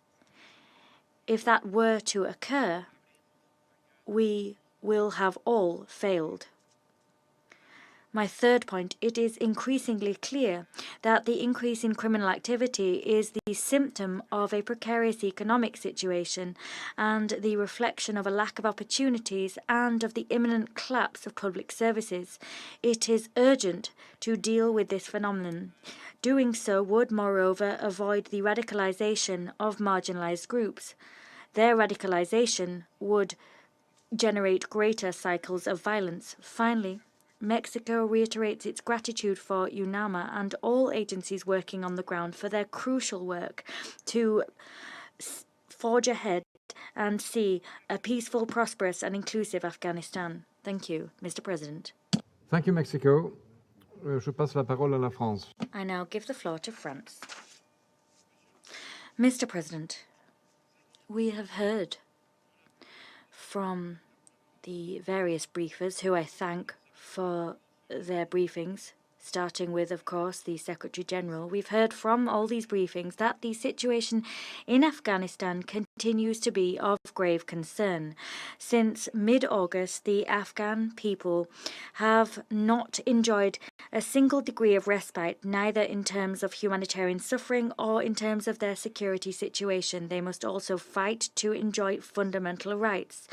As this year we mark the 100th anniversary of French-Afghan relations, France, together with the United Nations and its partners, will continue to stand shoulder to shoulder with Afghan men and women as they weather the ordeals that they must overcome. The humanitarian situation continues to worsen. Poverty is growing ever more widespread. Malnutrition is growing exponentially. Indeed, more than half of the Afghan people are in food crisis this winter. Epidemics, including polio, measles, and COVID-19 continue to spread. Consequently, it is vital that humanitarian assistance, including vaccines, can be furnished as a matter of urgency. In response to this emergency, the Council mobilized and adopted Resolution 2615 in order to allow the provision of emergency humanitarian aid with full respect for humanitarian principles and without any co-opting, hijacking or misrepresentation on the part of the Taliban. This humanitarian aid aims to meet the essential needs of the most vulnerable. France disbursed €100 million to respond to the Afghan humanitarian crisis, and in a joint operation with Qatar on the 2nd of December last, we furnished 40 tons of medical equipment, food and winter supplies. Moreover, the European Union and its member states have raised more than €1 billion to help the most vulnerable Afghan people. The crisis facing Afghanistan mean that we must all do more. The Afghan population is also facing a security challenge, a major one at that. The terrorist risk remains. It is a result of the activities of Daesh, but also those of Al-Qaeda, as has been underscored by the 1267 and 1988 committee monitoring teams in its last report. The Taliban have not cut their ties with terrorist groups, including Al-Qaeda. On the contrary, they have brought them into their interim administration. Upon arriving in power, they invited them into their administration and as such bolstered their allies and their affiliates. Given the global reach of these terrorist organizations, the terrorist risk emerging from Afghanistan is transnational and cross-border. France will continue to make the fight against terrorism a priority. Here too, the international community must shoulder its responsibilities, namely by continuing to demand that the Taliban cut all ties, be these direct or indirect, or financial, with terrorist groups. The third challenge facing the Afghan people, and in particular facing women and girls, is the respect of and ensuring the respect, indeed, of their fundamental rights. They are under increasing pressure. Women are excluded from universities and girls from secondary schools. They are forced to wear the hijab. They are forbidden from traveling more than 72 kilometers from their homes without being accompanied by a man. Afghan television channels have been banned from broadcasting series in which women have roles, and protests that they organize are repressed. Women human rights activists also working in the media, and particularly those fighting for human rights, receive constant threats and are arrested and executed. France, alongside its partners, once again calls upon the Taliban to respect their commitments and to uphold Resolution 2593. Failing to meet these demands will place the Taliban at risk of international isolation. Finally, we continue to call for the formation of an inclusive government and one which is properly representative of all of Afghan society, all of its ethnic groups, religions and genders. By way of conclusion, I wish to recall France's determination to strive for Afghanistan's stability through an exacting dialogue with Afghan society's various stakeholders. The challenges facing us are Herculean, and France, as it has done in the past, will continue to stand shoulder to shoulder with the Afghan people to meet these challenges. Thank you. I thank France. The Russian Federation. Thank you, President. We welcome your personal participation in this meeting, Prime Minister. Would like to thank the UN Secretary General for the evaluation of the situation in Afghanistan. We're also thankful to the Special Representative and Head of UNAMA, Ms. Deborah Lyons, for her considerations and her vision of the situation on the ground.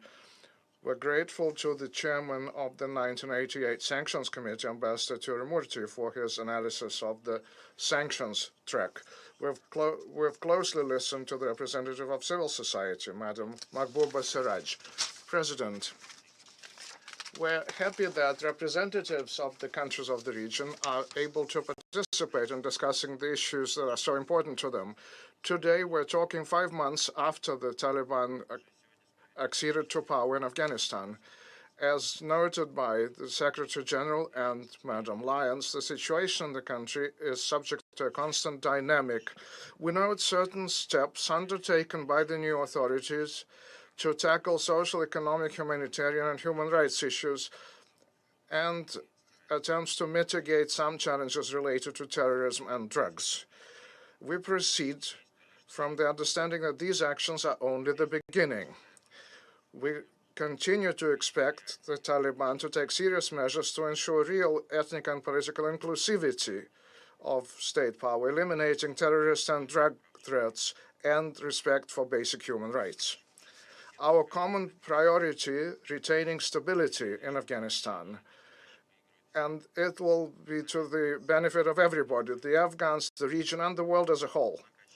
It is clear, however, that in the absence of the necessary potential and resources, including financial resources, the new authorities will not be able to independently and effectively deal with the accumulation of old problems and new challenges. Success here will depend, among other factors, on the comprehensive international assistance to Afghanistan. President, on December 22nd, 2021, the Security Council adopted Resolution 2615 to provide humanitarian assistance to Afghanistan in the context of the active 1988 sanctions regime. We hope this will make it possible to step up humanitarian assistance involving all interested parties, including the UN, its humanitarian agencies, and key donors. At the same time, unfortunately, these efforts are not sufficient. With the imminent economic catastrophe hanging over Afghanistan, these steps are just a drop in the ocean. The paralysis of the banking system, liquidity crisis, unemployment, reduced to naught the prospect of post-conflict recovery. We hear that from representatives of the humanitarian community themselves. Unfreezing assets is an acute matter. Without that, Afghanistan simply will not be able to come out of the crisis in the long term. We call on the United States and other Western donors to return money to the country. These funds belong to the Afghan people and cannot be used as an element of bargaining or punishment of Afghans for the new reality in the country. At the end of the day, the consequences of a collapse would be far more grave and lead to an increased number of refugees, flow of terrorism, drugs production, and as a result, even greater instability in the region and beyond. The risk of the infiltration of militants and drug dealers into the region, including under the guise of refugees, cannot but concern our Central Asian partners. We maintain regular contacts with all 5 countries of Central Asia And it is very necessary to continue cooperating within the framework of regional organizations, CSTO and SCO, including the Working Group on Afghanistan and the Contact Group of the Shanghai Cooperation Organization on Afghanistan. President, under the current conditions, attempts to pursue dialogue with the new Afghan authorities in the language of ultimatums and pressure rather than diplomacy, or to manipulate assisting the recovery and socioeconomic development are counterproductive. We must draw lessons from old errors and mistakes. We have said on many occasions that maintaining a political dialogue will provide effective answers to current issues. To quote an example of such successful cooperation, we may refer to the extended three promoting peaceful settlement in the country. President, the situation in Afghanistan, as it develops, will affect the UNAMA mandate, which expires on the 17th of March 2022. We hope that in his forthcoming report, the UN Secretary General will provide an assessment as to the fulfillment of this mandate under new conditions. Thank you very much. Thank you, Russian Federation. I pass the floor to the representative of China, please. Thank you, Mr. President. Mr. President, I welcome you as you preside over today's meeting. This meeting, I would say, is very timely and crucial. I also welcome and thank Secretary General Guterres to make time from his schedule to the meeting. I endorse his assessment of the humanitarian situation in Afghanistan and support the UN in focusing on saving of Afghan lives, prevention of economic collapse, and establishment of trusted interaction. I also thank Special Representative Deborah Lyons, Ambassador to Rumati, Chair of 1988 Sanction Committee, and Ms. Siraj for their briefings. I also welcome the presence of Uzbekistan, Pakistan, and Iran. For 20 years, this winter is the first war-free winter in Afghanistan. However, for the people in Afghanistan, this winter seems even colder and harder. After the hasty withdrawal of foreign troops last August, Afghan economy has been in free fall, and the Afghan population is experiencing a humanitarian crisis of the worst kind. We've seen that with the sudden withdrawal of foreign troops, in the past 5 months, the Afghan people have been experiencing an unfolding nightmare with the humanitarian aid on which many people rely on for their livelihood are gone forever. Gone overnight. 95% of families are without food and clothing. More than 1 million children are malnutritioned, and 23 million people are suffering from severe famine. At this rate, by the middle of the year, 97% of Afghan population will be impoverished and will not be able to afford to live on $2 a day. Rahmati, a mother in the Herat refugee camp, sold her right kidney and 2 daughters to get her family through the winter. A human tragedy that is happening right now. Secretary General Guterres repeatedly made urgent appeals about the situation in Afghanistan and said that it's a race against time to help Afghan people. Unfortunately, without massive emergency action, it looks like that we will lose this race. The Council adopted a resolution last month affirming that humanitarian assistance to Afghanistan does not violate the Council's sanction measures, clearing any legal obstacles that may exist. Unfortunately, there's been no fundamental change in the humanitarian crisis in Afghanistan. Clearly, the key issue is not a legal obstacle, but a political one, a politicization of the humanitarian issue. Humanitarian aid is being used as a bargaining chip, a political tool, and the leverage. And that is playing games with the lives and well-being of 38 million Afghans who are in dire need of relief. This is morally unacceptable and strategically short-sighted and dangerous. Mr. President, the more fundamental challenge facing the Afghan population and the international humanitarian agencies is that the Afghan economy has not yet returned to normal functioning.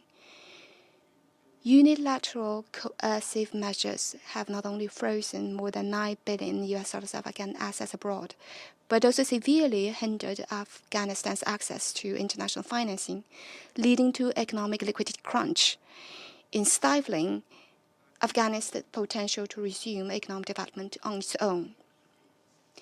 China welcomes the efforts of the World Bank and other international institutions to explore financing support for Afghanistan.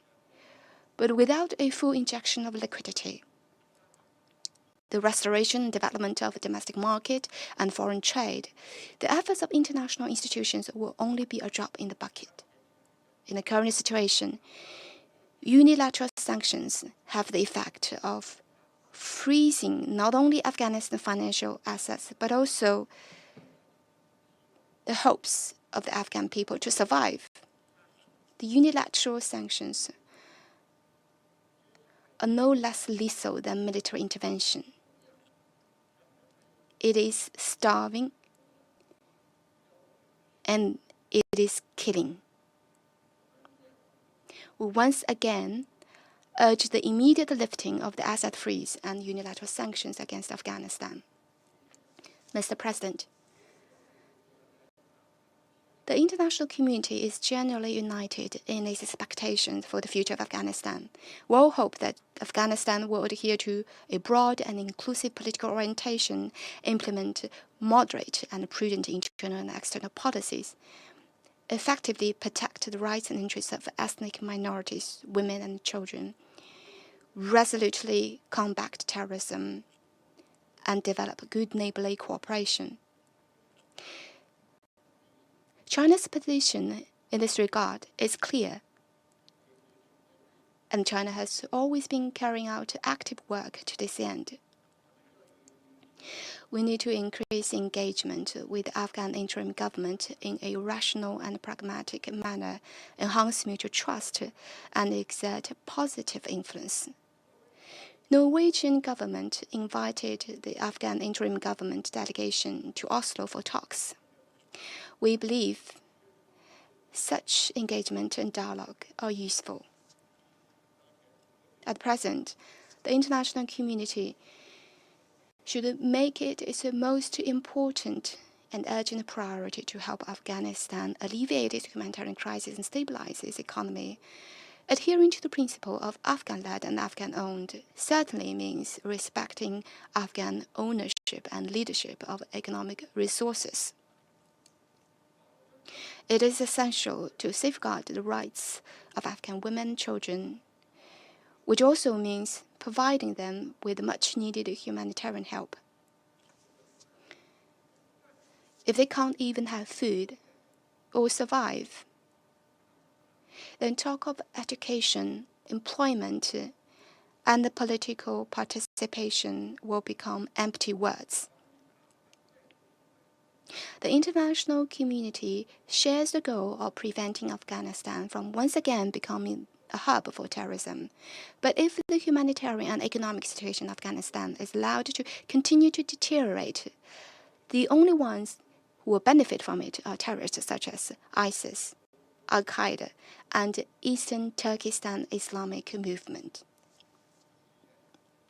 Mr. President, China calls for stronger sense of urgency from the international community and more humanitarian and economic assistance to Afghanistan so as to bring warmth and hope to the Afghan people. Countries that have caused the current predicament in Afghanistan should, more than others, abandon their politicized approach and take urgent action to shoulder their primary responsibility.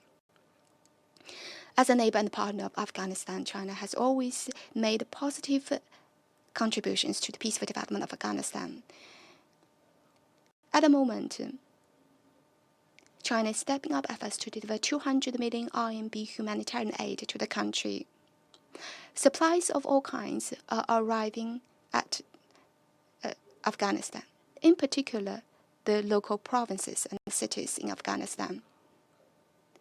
Meanwhile, we have already opened up the air corridor and assumed export of Afghan pine nuts to China so as to alleviate the livelihood difficulties of the Afghan people.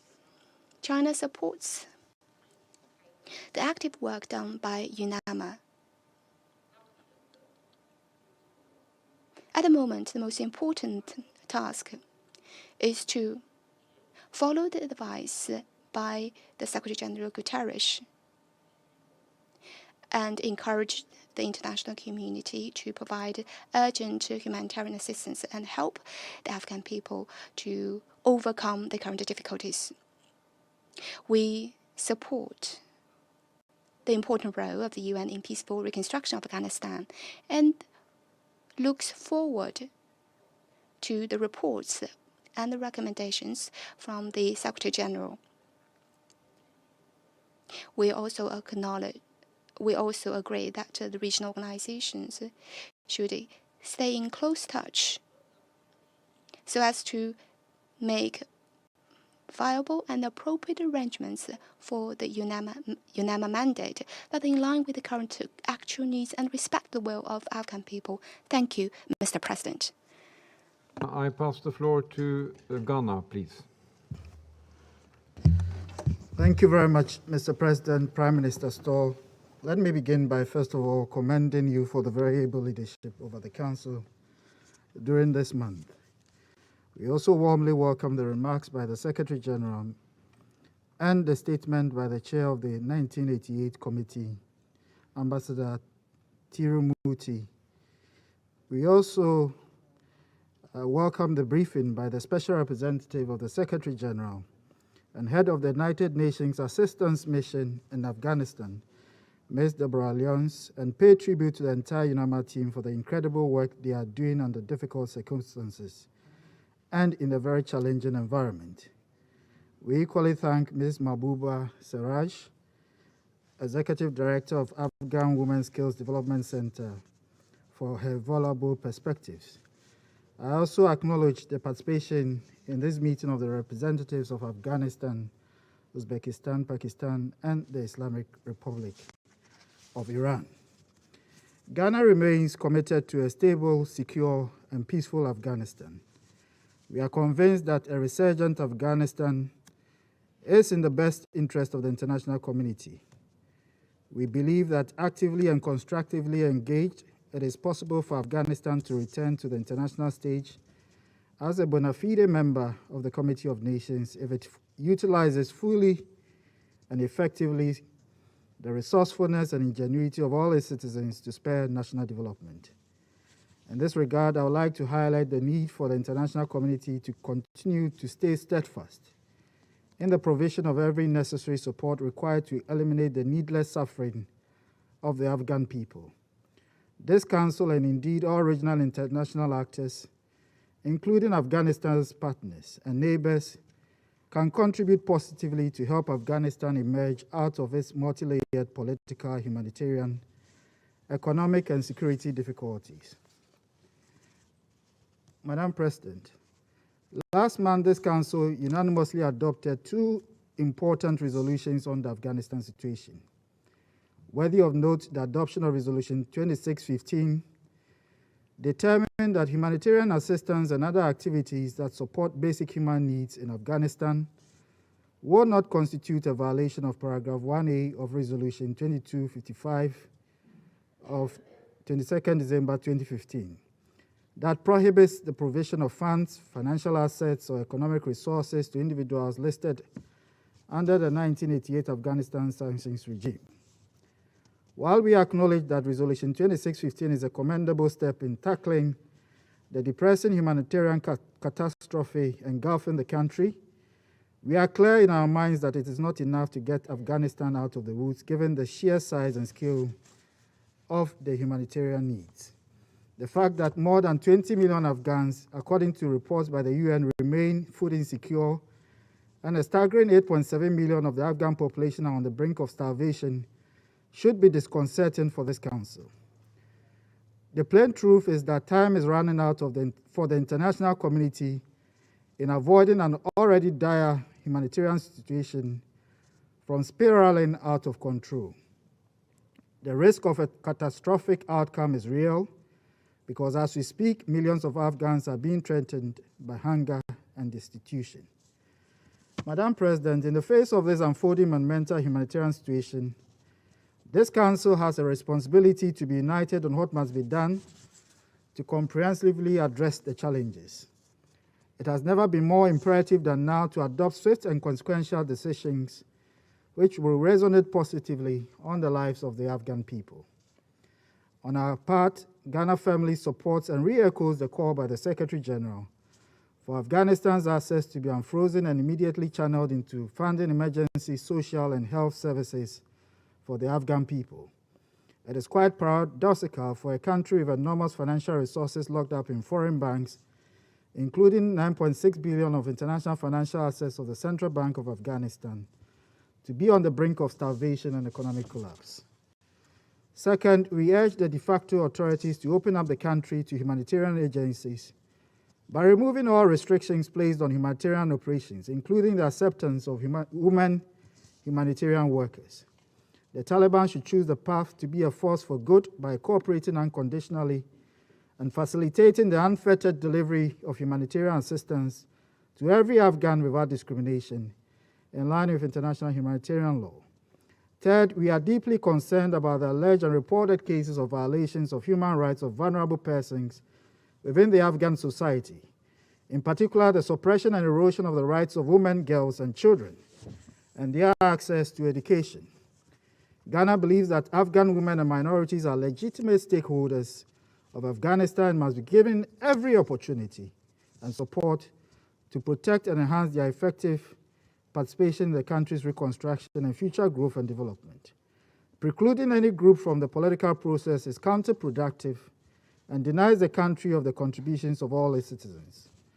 Fourth, the Taliban authorities have a responsibility to ensure that reports of extrajudicial killings, particularly against former members of the Afghan security forces, are swiftly investigated and the perpetrators held to account.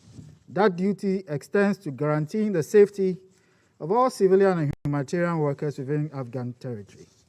Lastly, we know that the events of August 2021 created a new situation in Afghanistan. We therefore look forward keenly to the Secretary General's report at the end of this month on the strategic and operational recommendations for the UNAMA mandate, which will be due for renewal in March 2022. We believe UNAMA should be clothed with the necessary capacity to enable it to respond effectively to the profound changes which have taken place in Afghanistan. Madam President, let me close by stating that now more than ever, we must collectively and constructively work to keep the focus on the coordinated, comprehensive and balanced approach in resolving the complex issues of Afghanistan, devoid of geopolitical considerations and interests. It should be clear to everyone that there is no alternative to Council unity on the vexed matter of Afghanistan. The Afghan people have demonstrated resilience and fortitude and will require the total support of the international community to pull out of the cycle of war and internal conflicts as they forge a common vision of an Afghanistan that accommodates the different perspectives of their rich society and unique past. I thank you very much, Madam President.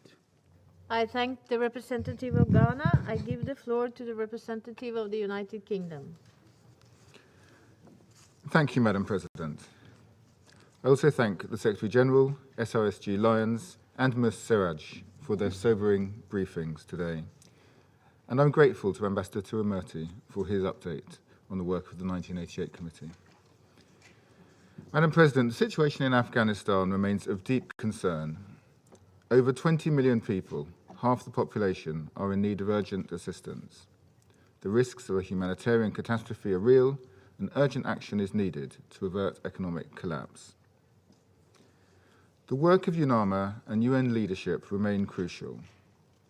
The United Kingdom welcomes the launch today of the Transitional Engagement Framework, a whole-of-UN system approach to provision of life-saving assistance and support to basic human needs. Saving lives requires an adequately resourced, prioritised and coordinated UN-led international response. You have our support. It also requires constructive engagement by the Taliban on delivery under humanitarian principles. We welcome a positive trajectory in the ability of female humanitarians to deliver assistance to the most vulnerable. The United Kingdom has shown our commitment to the Afghan people by doubling our aid to Afghanistan this financial year to £286 million. And importantly, we've already dispersed £163 million of this money. We encourage others to support the UN's appeal and to release their generous commitments without delay. We recognise humanitarian assistance can only go so far. There is also a need to address the liquidity crisis. We strongly support the UN and World Bank's efforts to find creative solutions. We also welcome ongoing discussions between the World Bank and donors on repurposing a portion of the remaining $1.2 billion Afghanistan Reconstruction Trust Fund, in addition to the $280 million already released, in order to support essential health services and food security and nutrition. Madam President, this week's conference in Oslo has been an important opportunity for the UK, other donors and civil society to communicate expectations directly to the Taliban. Expectations set by this Council in Resolution 2593. We are deeply concerned in particular by reports of an increase in reprisals against former security forces and government officials, as well as attacks against minority groups and detentions of civil society, particularly female activists. We call on the Taliban to respect the amnesty they issued in August for all Afghans and to carry out transparent investigations into all allegations of human rights abuses.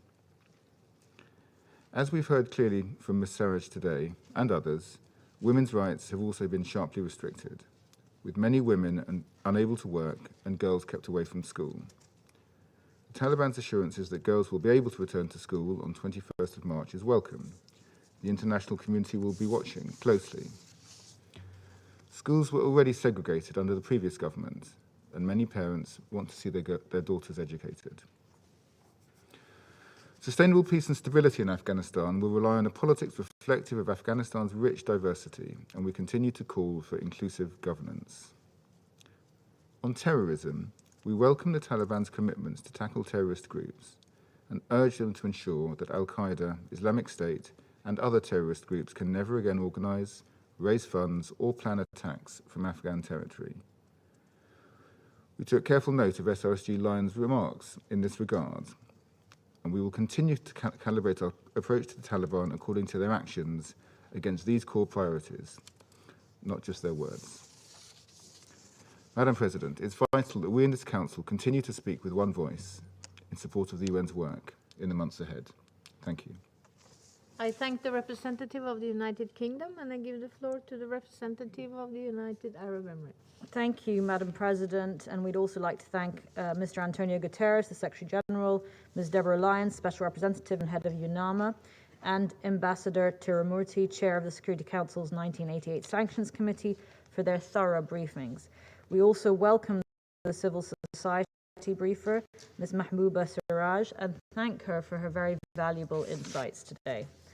Madam President, since last August, the UAE has followed developments on the situation in Afghanistan with great concern, particularly the continued deterioration of the humanitarian and economic conditions on the ground.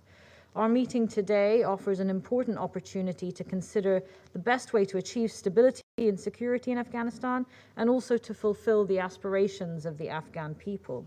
It is important for tangible and measurable progress to be made with respect to the challenges facing Afghanistan, specifically with regards to forming an inclusive government, protecting women's rights, combating terrorism, and supporting humanitarian and development needs. Security and stability in Afghanistan cannot be achieved without addressing these issues. I'll start with our key priorities. First, ensuring and protecting the rights of women and girls in all aspects of society must remain a priority, including their right to equal access to education. We also affirm the need for Afghan women and girls to have full, equal, and meaningful participation in all fields, as this is an essential element of the development, peace, and security on the ground in Afghanistan. In this context, we must reject the exploitation and distortion of religion or culture as an excuse to deprive women and girls in Afghanistan of their basic rights. There is no religious basis for this in Afghanistan or indeed in Islam. In fact, the opposite is true. The international community must show its solidarity with the Afghan people by providing them with necessary, life-saving humanitarian aid as they face one of the fastest growing humanitarian and economic crises in the world. And we reiterate the importance of contributing to the UN's humanitarian response plan, which sets out to provide relief to the 22 million people in need in Afghanistan today. And we also call on the Taliban to continue to facilitate and allow UN organizations and humanitarian actors to enjoy safe, unhindered humanitarian aid access to the areas and groups most in need. We welcome the consensus adoption of Resolution 2615 that decided that humanitarian assistance and other activities that are in support of basic human needs in Afghanistan are not in violation of the assets freeze imposed by the 1988 sanctions regime.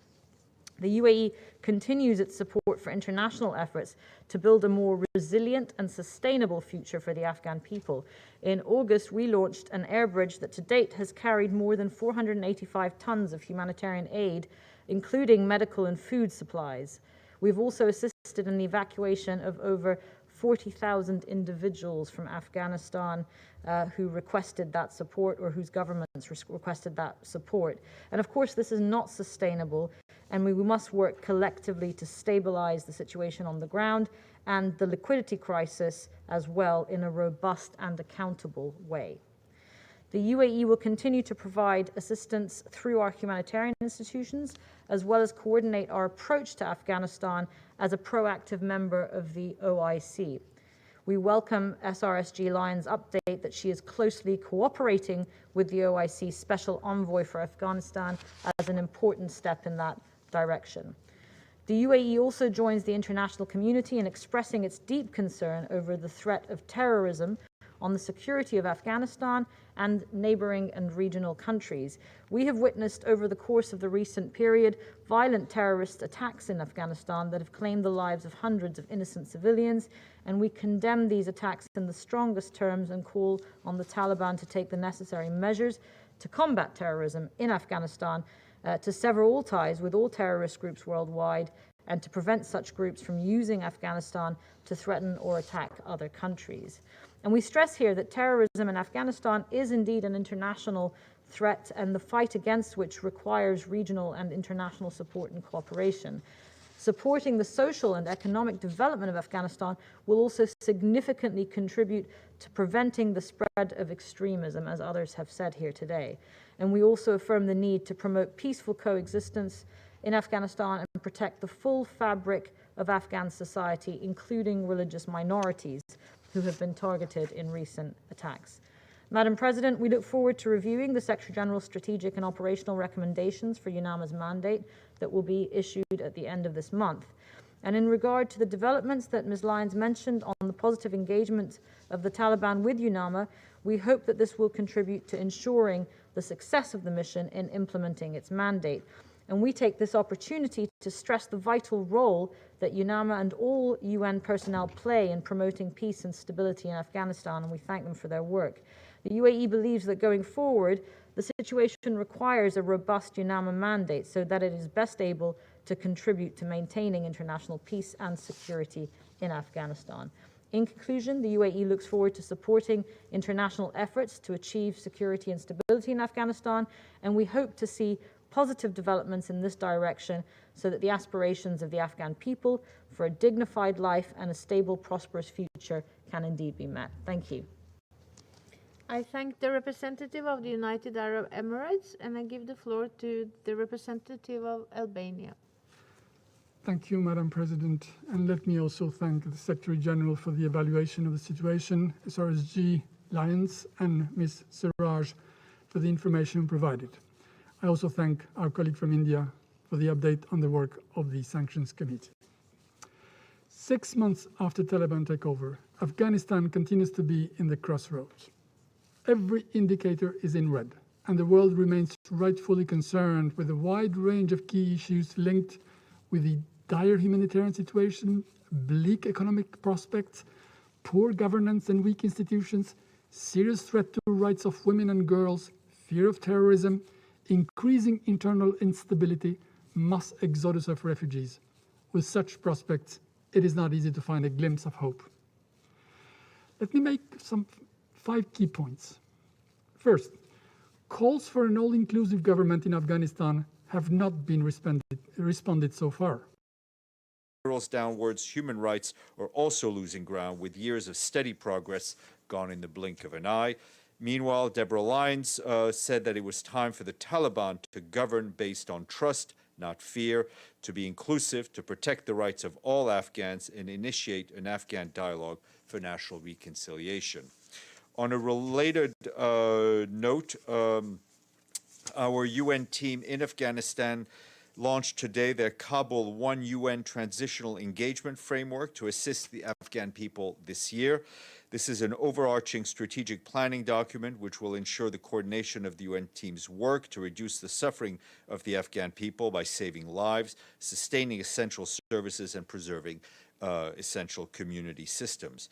The resident and humanitarian coordinator, Ramiz Alakbarov, said that this new strategy will help ensure that Afghans can meet their basic human needs, and that acting on this now is more important than ever to avoid that an even wider proportion of the population requires life-saving humanitarian assistance, especially during these harsh winter months. This afternoon, another hot ticket item, and this time Syria in the Security Council. Geir Pedersen will brief in person on the latest developments, and he's also expected to speak to you at the stakeout after that briefing. I've also been asked a number of times about the humanitarian situation in Tigray. Our humanitarian colleagues tell us that a 3.5 metric ton shipment of medical supplies and equipment was flown in by the UN's Humanitarian Air Service and reached Mekele in Tigray on Monday. The supplies are enough for approximately 35,000 people.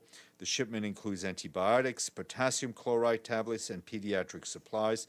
They will be used for primary health care and nutrition programs to treat severe acute malnutrition cases among young children. The supplies will be distributed to health and stabilization centers in 4 districts in Tigray. And from Tonga, the resident coordinator for the UN in that part of the Pacific, Sanaka Samarasinha, is supporting the government in the aftermath of the recent volcanic eruption and tsunami. We're helping to coordinate humanitarian action and assistance from all UN agencies, partners, and donors.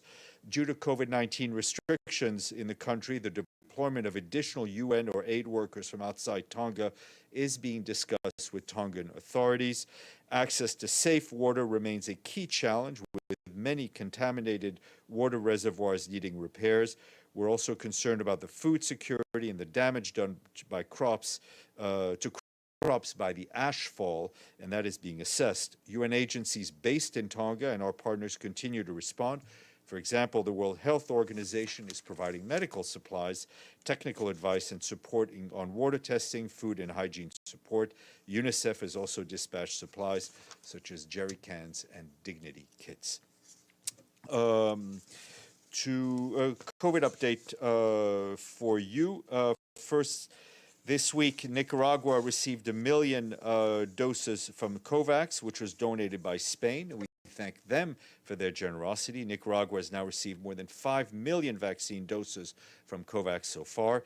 And in Bangladesh, the UN team there, led by acting resident coordinator Robert Simpson, continues to support the national response to COVID-19. In the past 7 months, we've helped to deliver nearly 130 million vaccine doses to Bangladesh through COVAX, which more than half of all vaccines in the country has received. So far, our risk communications and community engagement initiatives have reached 76 million people. Since last year, volunteers have visited more than 1.8 million households in Dhaka, identifying more than 35,000 COVID-19 cases, distributing nearly 300,000 masks, and registering more than 135,000 people from vulnerable households for vaccination. UNICEF also helped strengthen the country's ultra-cold chain capacity by delivering 48 freezers and help manage oxygen supply. The UN team is also helping to vaccinate residents at the Rohingya refugee camp in Cox's Bazar. To date, 81% of camp residents over the age of 18 have received 1 dose, while 8% of the target population have been fully vaccinated. On the socioeconomic front, the UN team, especially through the UN Development Program, is helping authorities identify people who fell into poverty due to the pandemic and immediately provide support. Programming note: tomorrow at 11 o'clock, correspondents are invited, that would be you, are invited to attend the UN's Holocaust Memorial Ceremony to mark the official International Day of the Commemoration, the memories of the victims of the Holocaust. Unfortunately, it will be held virtually this year. Melissa Fleming, the head of our Global Communications Department, will host the ceremony. Invited speakers include the Secretary General, the President of the General Assembly, the permanent representatives of Israel, the United States, children and grandchildren of Jewish and Romani survivors of the Holocaust, and Professor John Roth will deliver the keynote address. The ceremony will include testimonies from Holocaust survivors from Canada, Israel, South Africa, and the US. It will be on Web TV. And we are happy to thank Malaysia for their full payment to our budget. And we are at 39 on the honor roll. Speaking of the honor roll, James. You read a statement about Burkina Faso, but I'd quite like to know some more information. The SG's calls were all to people outside the country, to other leaders. You said that Mr. Anadif had carried out some calls in Burkina Faso to people there. So the first clear question: has anyone spoken to the people who now say they are running the country, the military? Have there been any direct contact between the UN, any UN officials, and the military? I can only speak for the Secretary General, and that answer is no. I do not believe Mr. Anadif has spoken to anybody in the military. We're trying to check whether our colleagues on the ground have, and as soon as I get confirmation one way or another, I will let you know. And through these various contacts that have been had at various levels, is there any further news of the fate of the president of the country, President Kabore? Not from our end. Yes, sir. Stefan, I want to ask about the Secretary General's reaction about the announcement by the Kurdish-led Syrian Democratic Forces that they regained control over the prison in Hasaka that was partially taken by ISIS. And is he concerned about these new movements of ISIS in Iraq and Syria? Well, we're obviously yes to that, but we're also greatly concerned about the fighting that we've seen. And our colleagues at the Human Rights Office in Geneva have also issued a reminder, which we join, to all parties in the conflict, as well as governments who have an influence over the parties, that international requires them to do their utmost to protect civilians, civilian lives, including in the planning and execution of military and security operations. And I think this particular incident also highlights the issue of detainees whose status is unclear, except that they're detained, the status of a lot of people, including families and young children in various camps, Al-Hol and others in the region, which the international community needs to deal with. Habibti.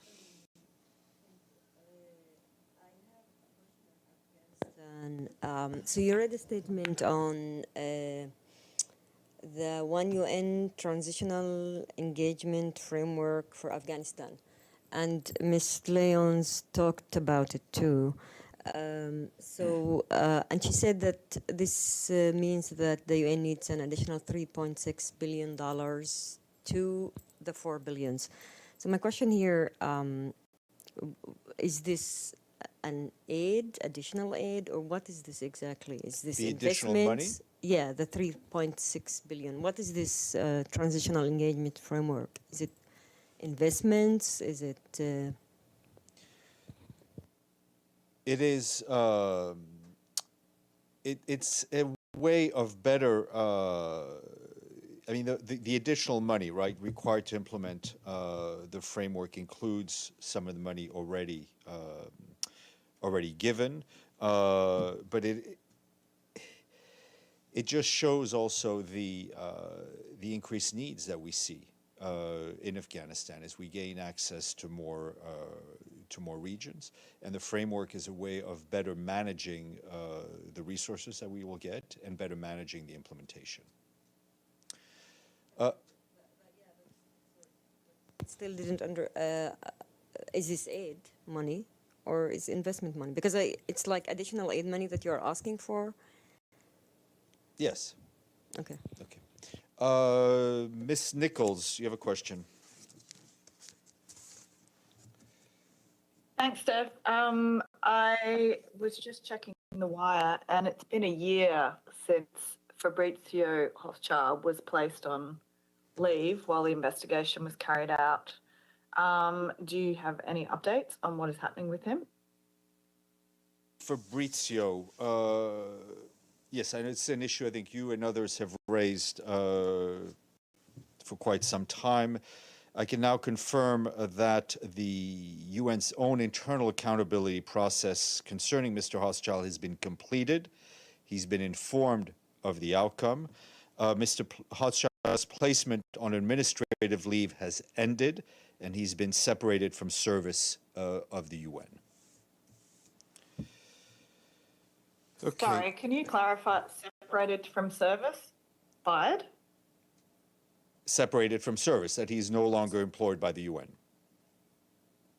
He was asked to leave the UN? Yes, he was separated from, he had been under administrative leave. The internal... I'm sorry, we can't hear you.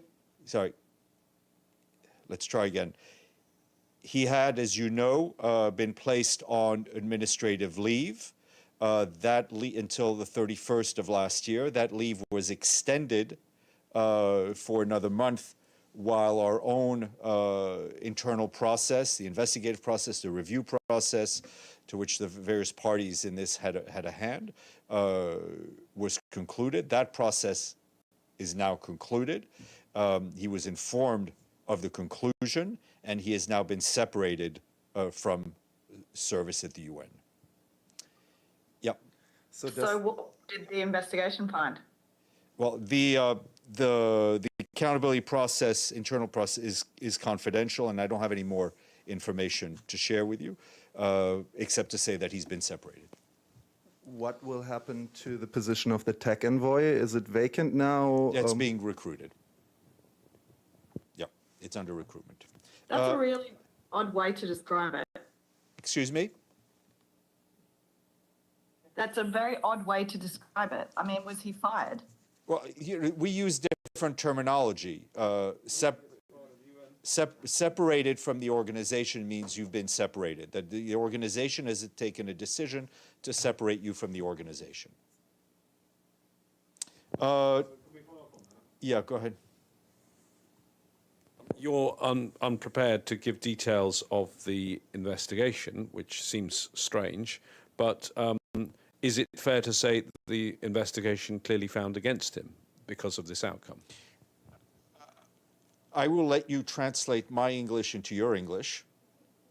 Or I can tell you there was an investigation. There was what we call an accountability, which is part of an accountability process.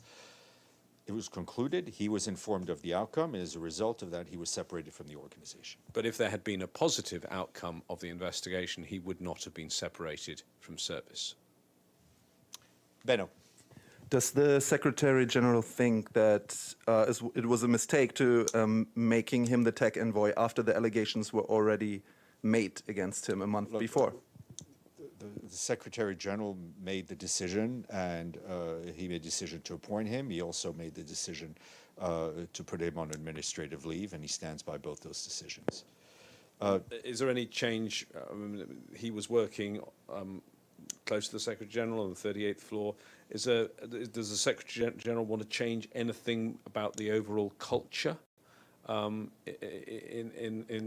the higher echelons of the UN as a result of this? Look, the Secretary General made it clear, really from the beginning, that he would not stand for any sexual abuse, sexual harassment. And I'm not talking about, let me be clear, I'm not talking about this particular case, I'm just talking about his policies.